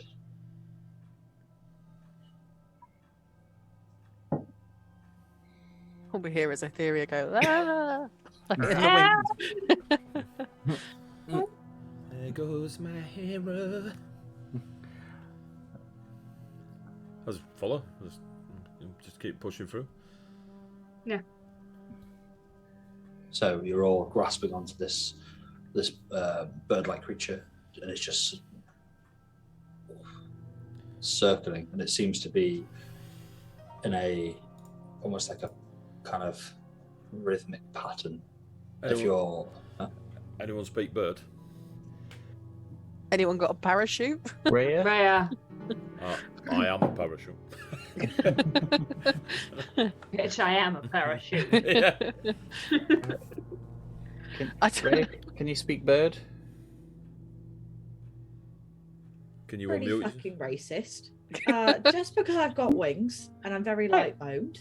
And No, a I bird meant 'cause face you're a does not mean that I You're a speak druid. bird. and a face. That's You're a not druid. the point. Why are you? Because you've previously spoken to a dog. Yeah, I was going to say, you know, Well, ages ago when you tried to. Sylvan. I'll try it, Dungeon Master. In Sylvan, I'll say greetings, skied king, queen, royalist, monarchy. Slattery will get you nowhere. Yeah. just to see if you understand Sylvan. Whilst Rhea's having a fucking moment. Ray is swearing in bird. I don't speak bird. Ray is That's while tweeting casting angrily. Speak with animals and speaking bird. Tweeting. Tweeting. Wow. So If this bird's got Well, Elon Musk come out. you speak. You say, you say the words, and you're basically just having to at this point like yell them to try and get through the wind as you just. There's a skyhound. of all the toys. There is a long, drawn out moment. You yell the words and nothing. And then you hear who speaks those words? I just look So I'm straight gonna at Rhea. respond and go. Does it say him in that Sylvan? one. Does it say him in Sylvan? Yes. So Rhea responds in Sylvan and goes, that one. And just points at Who's Ronan. that one? Ronan. That Ray, you're on the back of this bird creature and trying to point.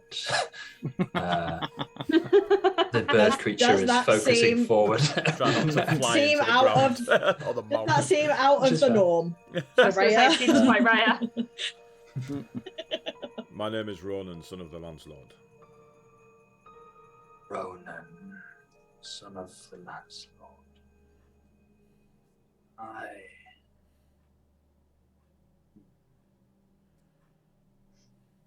You are not Fae, but one of you is. If I could That speak was- Sylvan, it would be it's that one. Point at Ray. That would be me.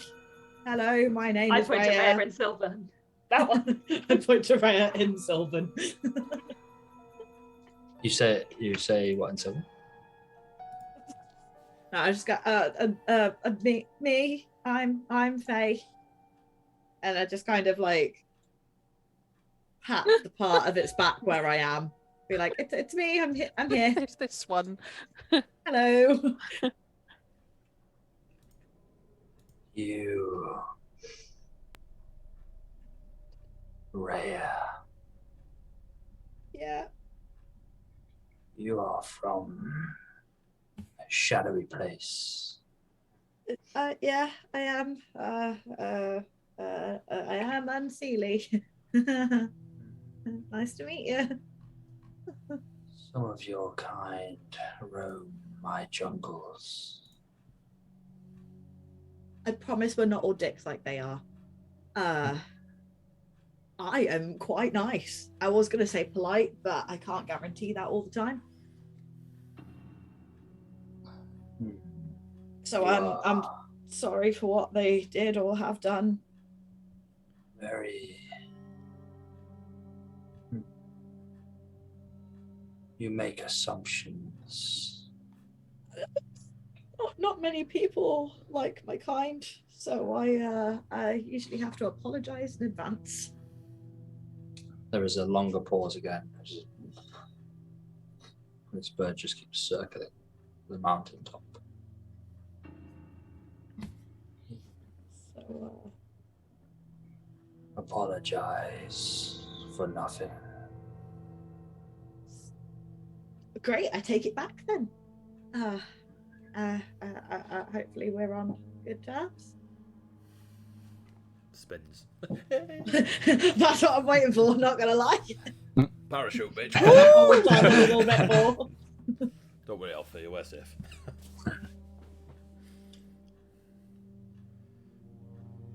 I care not for your thoughts. Okay. You are not of my lands. Can I just ask, what are these lands exactly? What a whammer. The lands where I roam, and many others, they call us gods. We are creatures of the land, creatures of the sky, creatures of the sea. I am of these lands. Your people who roam there call me Takora. Takora. What a beautiful name. And she's just going to turn to the party real quick and be like, anyone heard of a Takora? While she goes through her own mental Rolodex of, has Rhea ever heard of the name Takora? Have I ever heard of Takora? Make a history check. All of you, if you want. I'm alright. Oh, -1. Let's see how this goes. 14. 18. 18. Would have been 19. 60. Would have been 19, but it's not. But it's Althea's thick as shit. Fairy's just on the back of the bird, like. Like the goat Holding from the off, Grinch. off the end of the tail. Like. So the rest of you get the.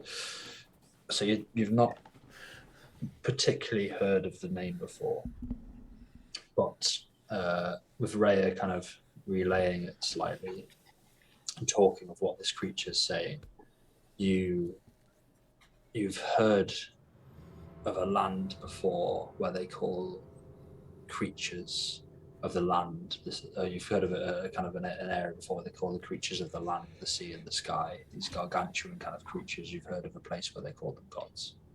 It's far to the east for most of you.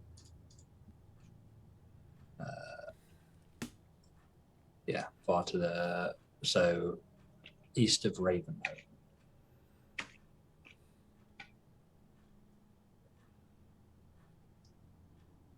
The people there have many names for the land. I care not. It is simply where I am.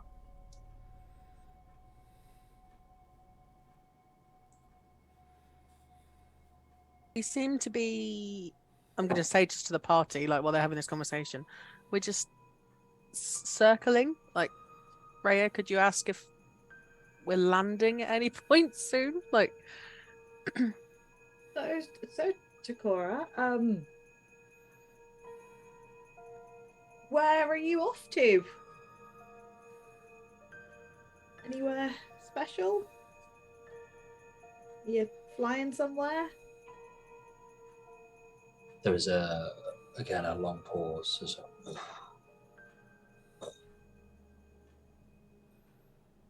I simply watch over my lands. As the creature says this,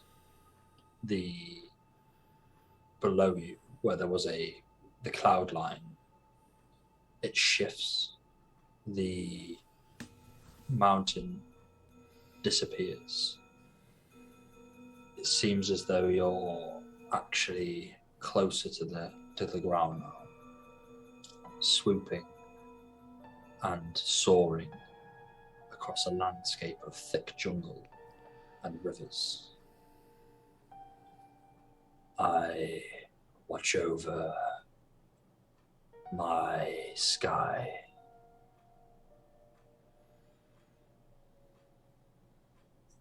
So just circling then. Yes. Watching. Okay. Do we see any Right. letters in the sky, the clouds, the shape of the river, the copse of trees? Is there a necklace As you're on swooping, and as Cora? you're Particularly in an again, M or a as H. as you're swooping, or like as the bird is like soaring, basically, there is a shimmer again, and it goes back to like the circling pattern of around this mountaintop of Twin Peaks. Do the Twin Peaks look like an M, like the McDonald's sign? That's what Etheria shouted at the beginning, but we didn't hear her. Straight away. I can't, it's She's windy hanging off up the here. back of the It's tail. windy. I was in Sylvan. If they're not speaking Sylvan, I'm not listening. Etheria is still shouting, "It's an egg!" That's why it's just literally at the back of the bird going, "It's an M! It's an M!" Yuck! Down there! Which is vastly different to S&M, which it probably sounded like. Epheria's wearing like PVC underneath the skirt. Underneath it. What? She's just The screaming bird shakes you S&M. all off. S&M! S&M! Oh.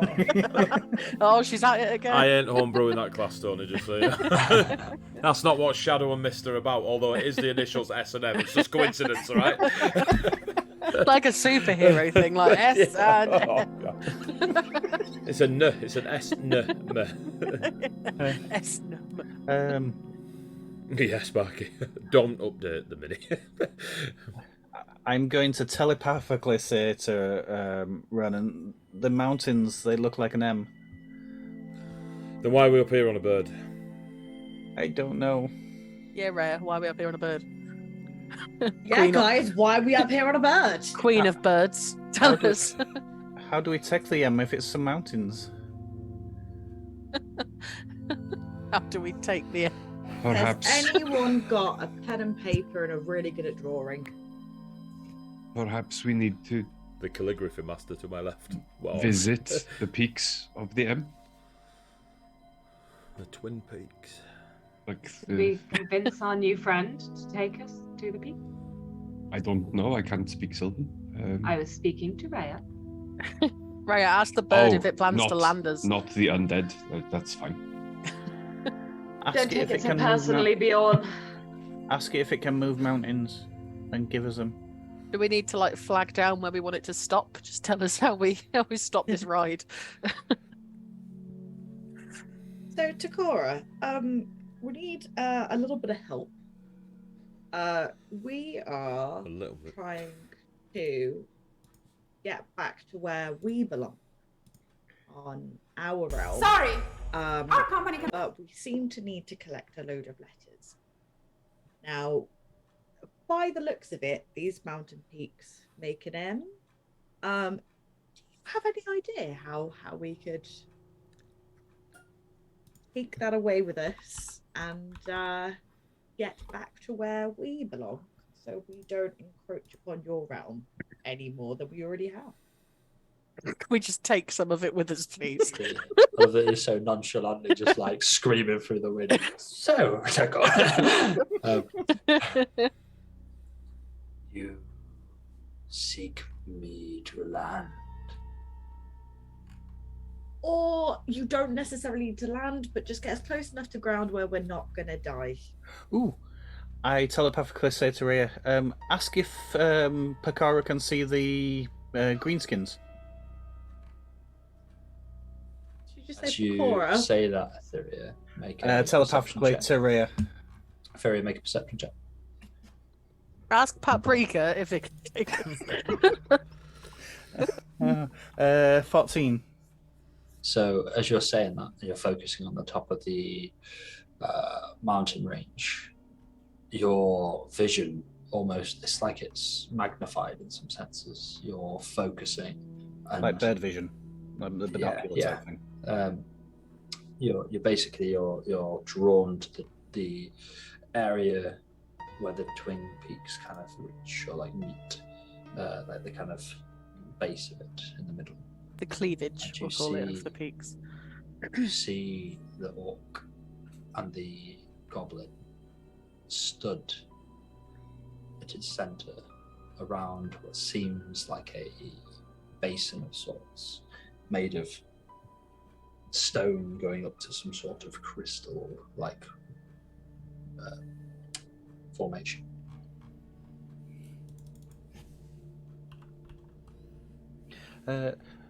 Telepathically again to Rhea. Ask if it can take us down there. I'm guessing your point. Yeah, and Go. describe that. Okay. Sakura, is there any way you could... Right, directionally, where is it? Because there's no point in So pointing, because he can't see This shit. bird is literally just circling around this mountaintop. Okay, was there a landmark that I didn't listen to? Probably. The cleavage. I'm not gonna ask a god to take us to cleavage. There was a pool, the bit directly in the middle of the two peaks. Okay. Sakura, is there any chance that you could take us to like that valley between the two peaks with the pool in it, please? It'll only take a minute, promise. Seek me to land. Again, you don't need to necessarily land. If you could just hover, and we could just climb down. And in Like- return, We will leave you alone. Not be you annoying. are a creature of a shadowy place. Correct? In return, you are of nature, of transformation. Yeah.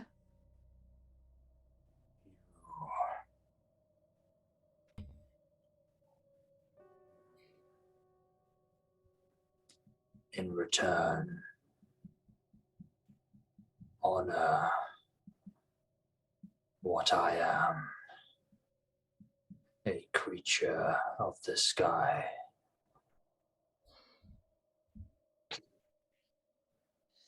So is that a no? In return,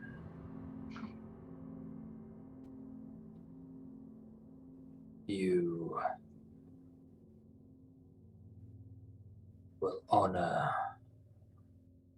Takora like have- those others who honor me.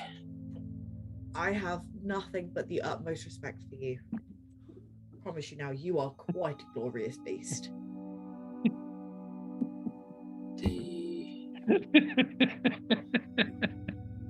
Shut up. entities who call me God,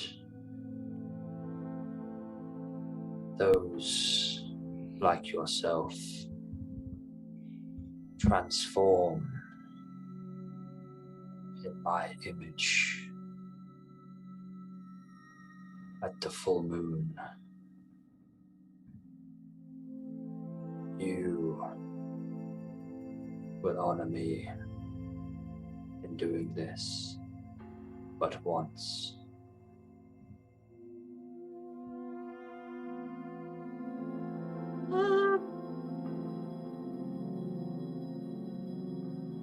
Are you able to confer with a friend?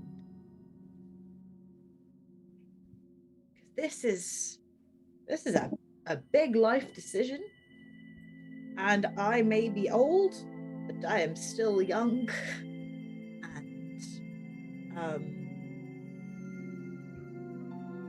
and can you just give me just one minute, please? And Rhea kind of freaks out a little bit, goes, Faze, so yeah, they'll drop us off, but now I need to become like a werebird. How about instead, Ronan, how many people can you cast Featherfall on? How about no? I'll tell you. One of you. Werebirds are cool. Okay, well that's rubbish. No offense. It's fine. I mean, how do you feel about being a werebird? Are you not a druid? Surely you're already a werebird. Can I be a werebird? Why would you not want to be a werebird? Are you not a druid? You're Yes. muted. You're a very quiet druid. It's the wind. No, I'm just very high pitched because I'm not entirely sure how I feel about a lot of things. If you are a druid, why don't you just change into a bird for a short amount of time? Why do you have to be a were creature? Well, because I have to do it on like a full moon and stuff. Can you not change into animals on a full moon? Yeah, I know, but I don't. It sounds like I don't have a choice. It sounds like it's just going to happen. I don't. Eddie looks so confused. What I don't know. What exactly did Takesis, or whatever the name is, tell you to do? Telekinesis said, Let's hope the bird doesn't speak common.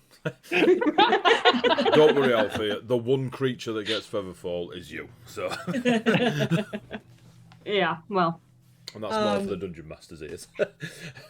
Basically, I have to turn into them. What sort of full moon? Just once, though.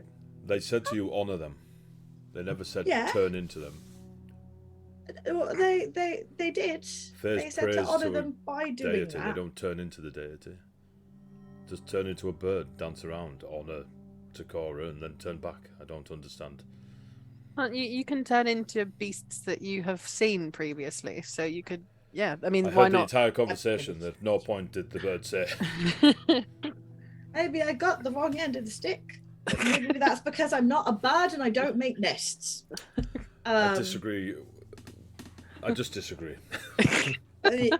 Yeah, me too. By not default, gonna I lie. disagree as well. And I turn back to Cara. I'm like, yeah, do you know what? Yeah, I'll honour you in that way. It's not actually that big of a deal. I don't know why I'm getting so panicky for. This week long's definitely a new campaign. I'm just a bit nervous. Like you're the first kind of like like proper deity I've really met. It's very intimidating. Rhea has to take one level in Warlock, and her patron is this person. Yeah. Otherwise, you die. Shut up. Just for us to land safely. At Heavyweight Gaming, we would never force a change on a character they didn't pursue. That is decidedly untrue. I'd consider this Unliving. pursuing. Yeah, I was about to say that is. I said wildly that they incorrect. didn't pursue. Bjorn ran at that shit. Granted, blindfolded, but he ran at that shit. Cool. As you're saying that, so the bird keeps swooping round. Good. And It's you creepy. Okay. feel Quite, the soothing. bird. So as you're looking down again, the mountain disappears, and it's back to that jungle, that thick jungle-esque kind of landscape around you. And the bird is swooping down, and there is a rush in all of your stomachs as this, like it is descending with speed, to the point where you're like, kind of almost holding in a bit of, like your stomach is churning, and then as it Trust me, it lands, is. as it lands in a clearing, its claws, like you hear it, like almost like a rumble as it lands. It's that big, and then your vision kind of blurs for a second, and the large bird has landed on the side of the mountain, at the kind of edge of where the Twin Peaks are centered. And you can see the ground close enough that you could slide off this creature. It would take a bit of effort, but you could definitely get off this giant bird onto the area of the plateau between the peaks. I slide off and just To the land left. on my ass. It's where we all bum shuffle really gracefully. Like, I float down. So you're one by one or helping each other out, that sort of thing. You're just shifting down. I you launch just- myself at Ronan, expecting him to catch me. I put my hand in the air. Just feather fall, so she just stops in front of me like.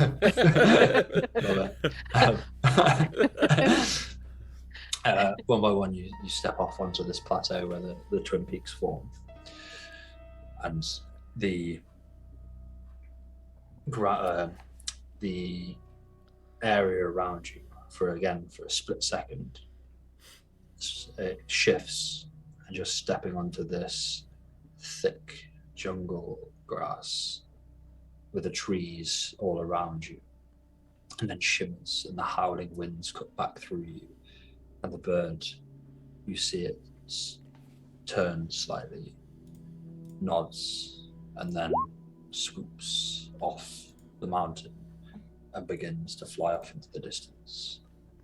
Behind you now, stretched out the center of these Twin Peaks, you see an orc and a goblin stood at a basin of rock with a white crystal formation at its top.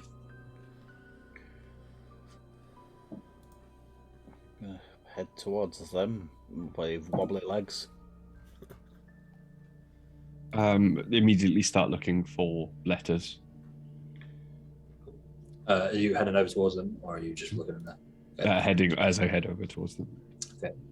So, as you're heading closer, the orc and the goblin seem to be talking to each other.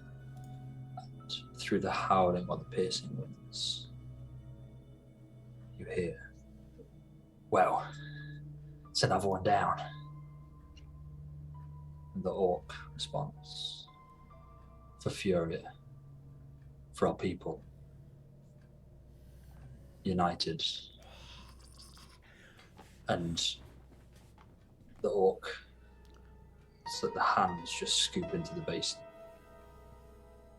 and lift to his face, and it's though water starts pouring down from his hands to his mouth. But in the moment that it's happening, it's almost like the water turns red, as though it's drinking blood. And then his hands drop, and they both disappear, leaving just the basin. You peer over the edge, and at the base of this crystal formation, no water, but a single crystal looking, or white crystal looking M is left in its place.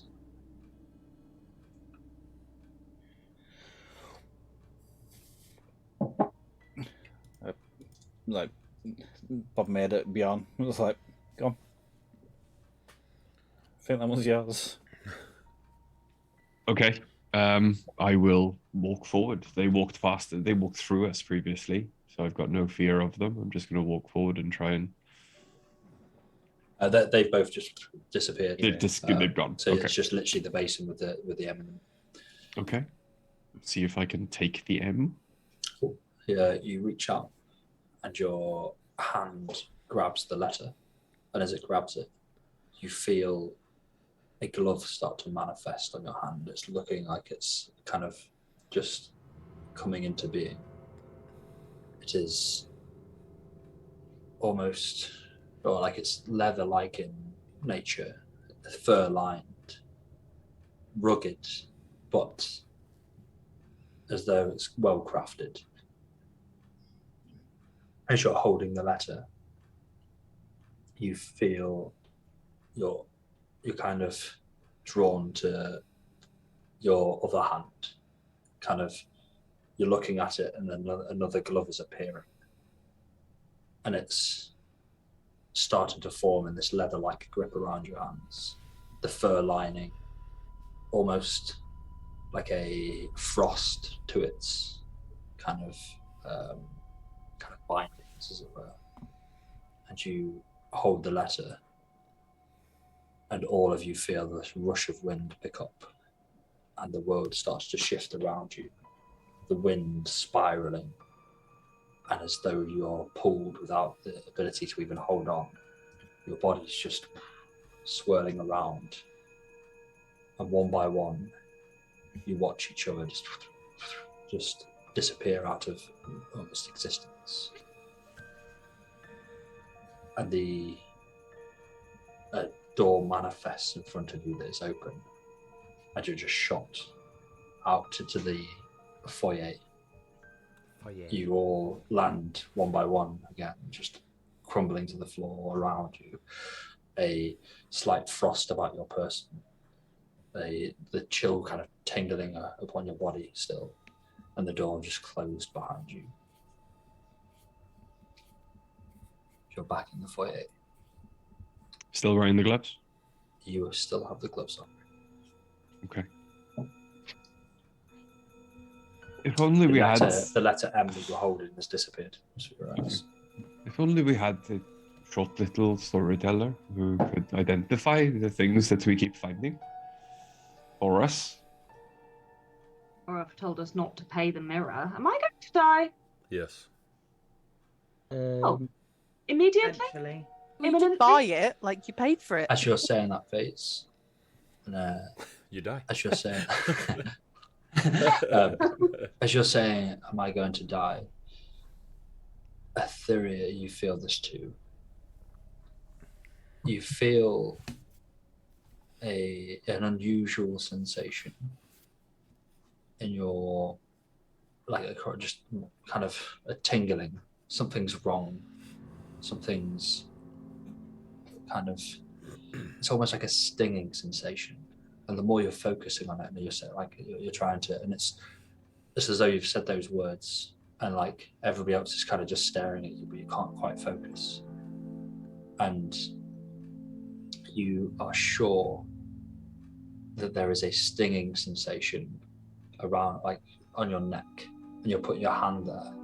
Both of you are just, there is a pain, like a jarring pain around your neck, and you rub it.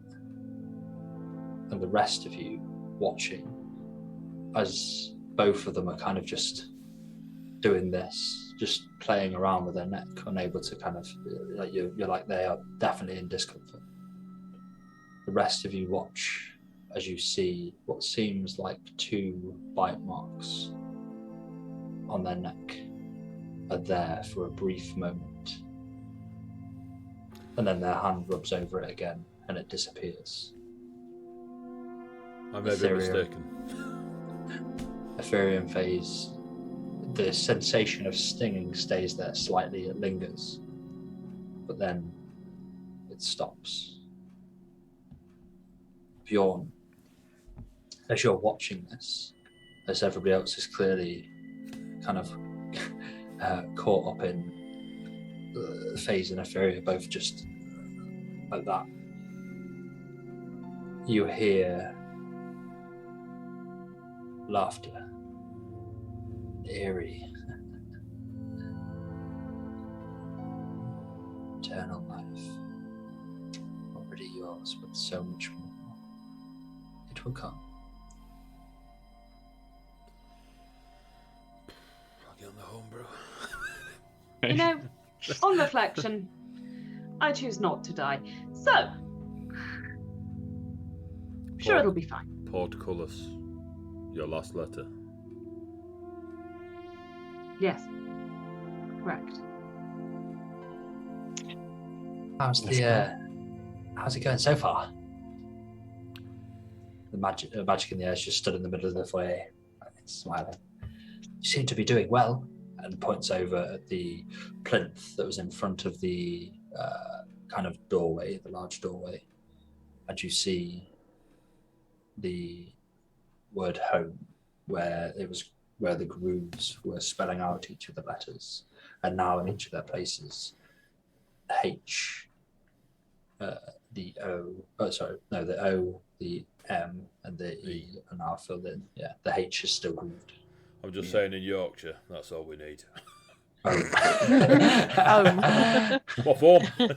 Down to go home. This H, some witchcraft. What's a H?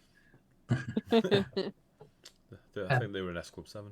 Time is of the essence, though. I must say, you're doing splendidly. Can I? Well, next door. Next door. Yes. Do you have any advice for us? And now you ask, what would you like? I don't pay the dead man. Yeah, if people were to have Some paid... things in life you don't need advice for. This place is full of stories, and I mean, some of them you're probably seeing, manifesting in. It's a place of everything, really. Yes. We did learn that the price of undeath is 1 copper. I mean, I could maybe give you some advice on that. There's plenty of stories about unlife. Any involving mirrors and creepy little hands? Yes, plenty involving mirrors. Anything to do with curing it? I'm not sure right now is the time for this. We seem to be on a bit of a time limit, and our lovely friend keeps... I mean, I can tell you about the vampires, but do you not want to carry on? Velk, history check. Yeah, motherfuckers. I'll be swinging your lordic around here till I say so.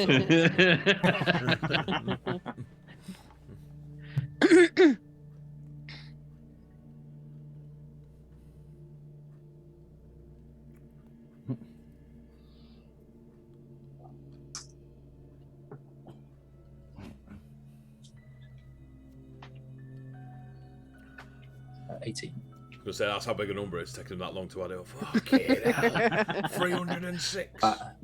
You won't need it anyway. Trust me. Trust. No, I've met you, Tedward. At least twice. It's cool. Yeah. Go. I've pretty much just fell apart to the door, ribbon my neck. Althea's like, vampires? As everyone's walking, like... I don't think I am one of them. I don't think I am. I don't think so. You could be a zombie. You did eat weird things when we were in,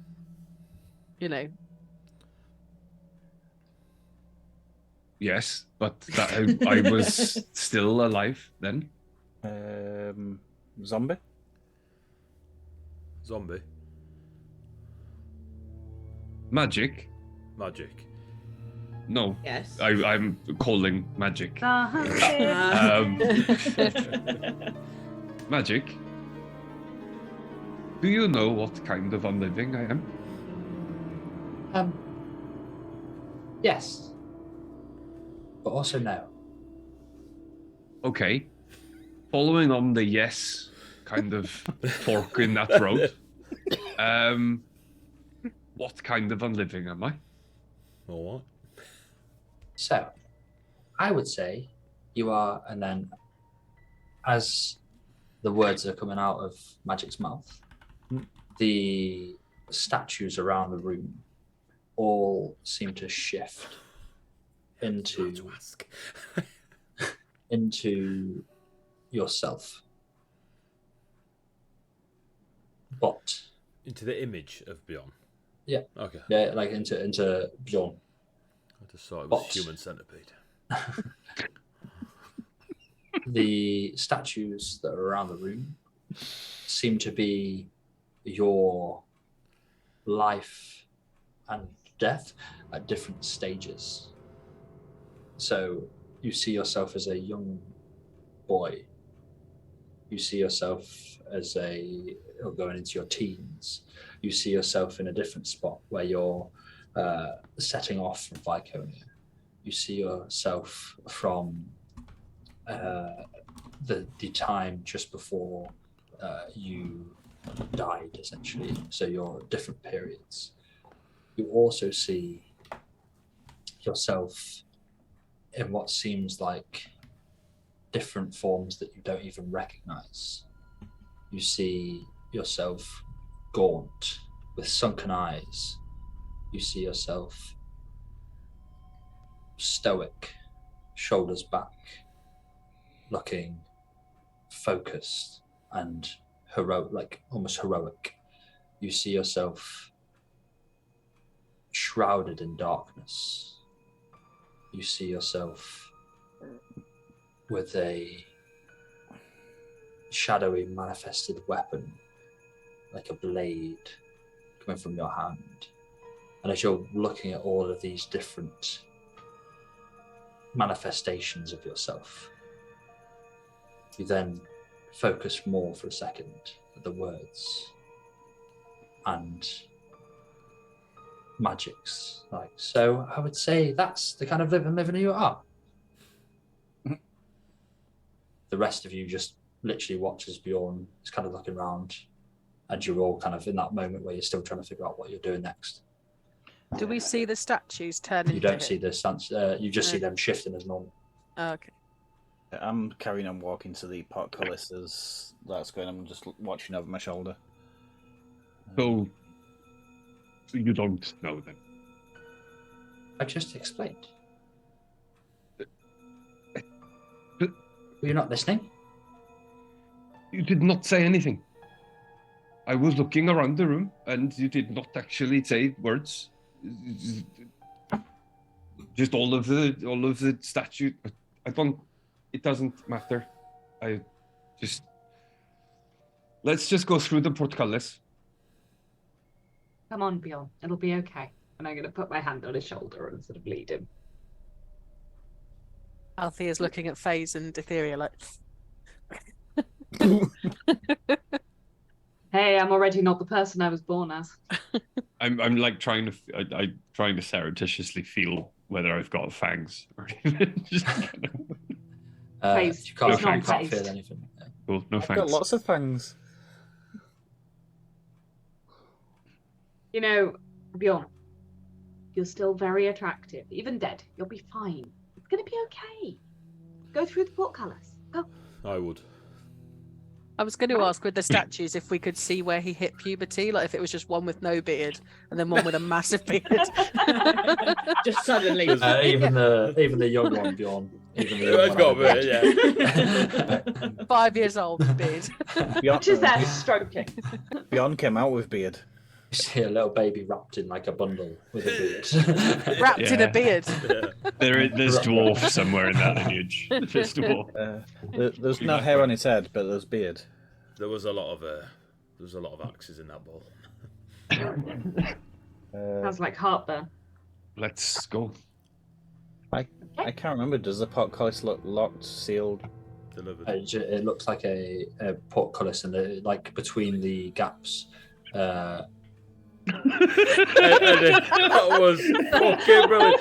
I can't remember if the portcullis is locked or what. Eddie, It looks like a portcullis. between the gaps, like as you're trying to focus, it just seems like it's like a bit of a blur behind it.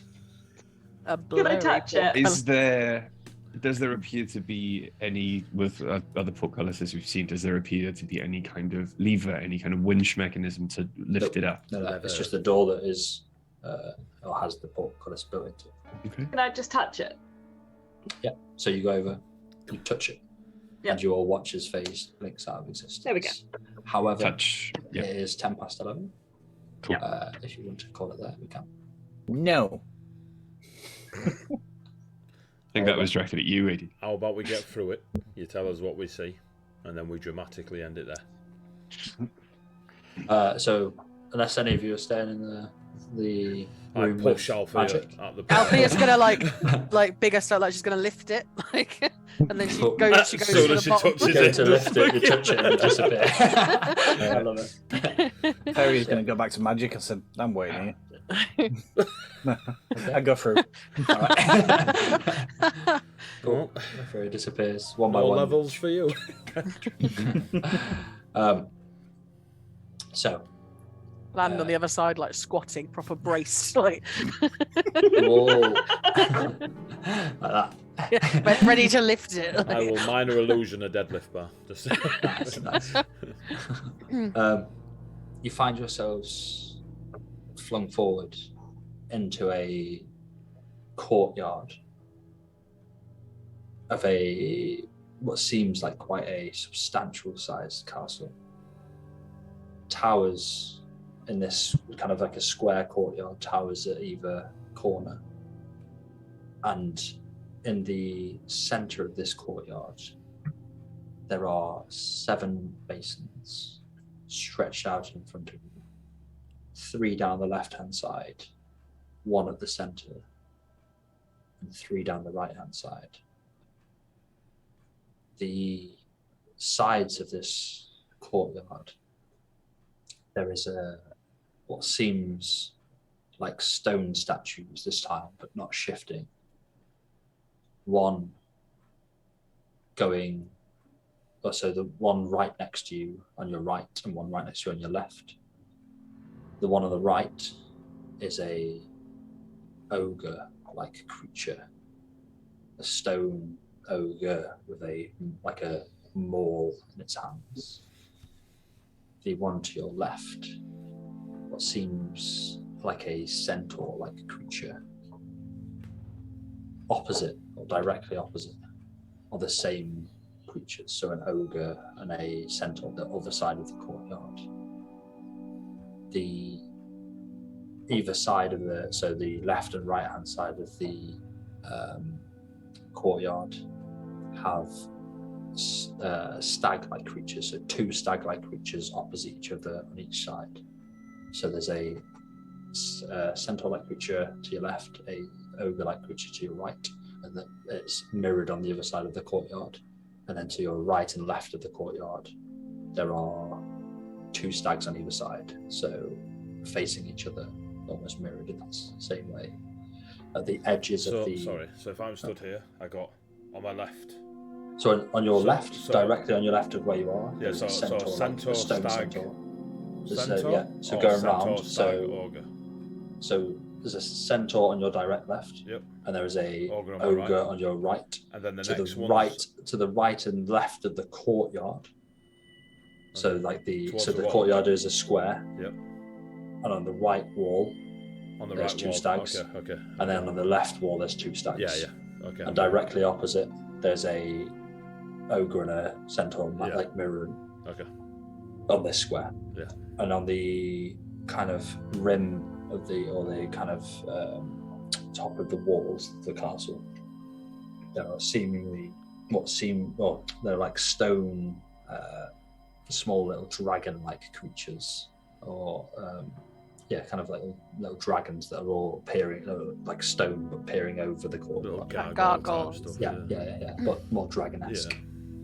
And then the 7 basins. We'll leave it there for now. Boom.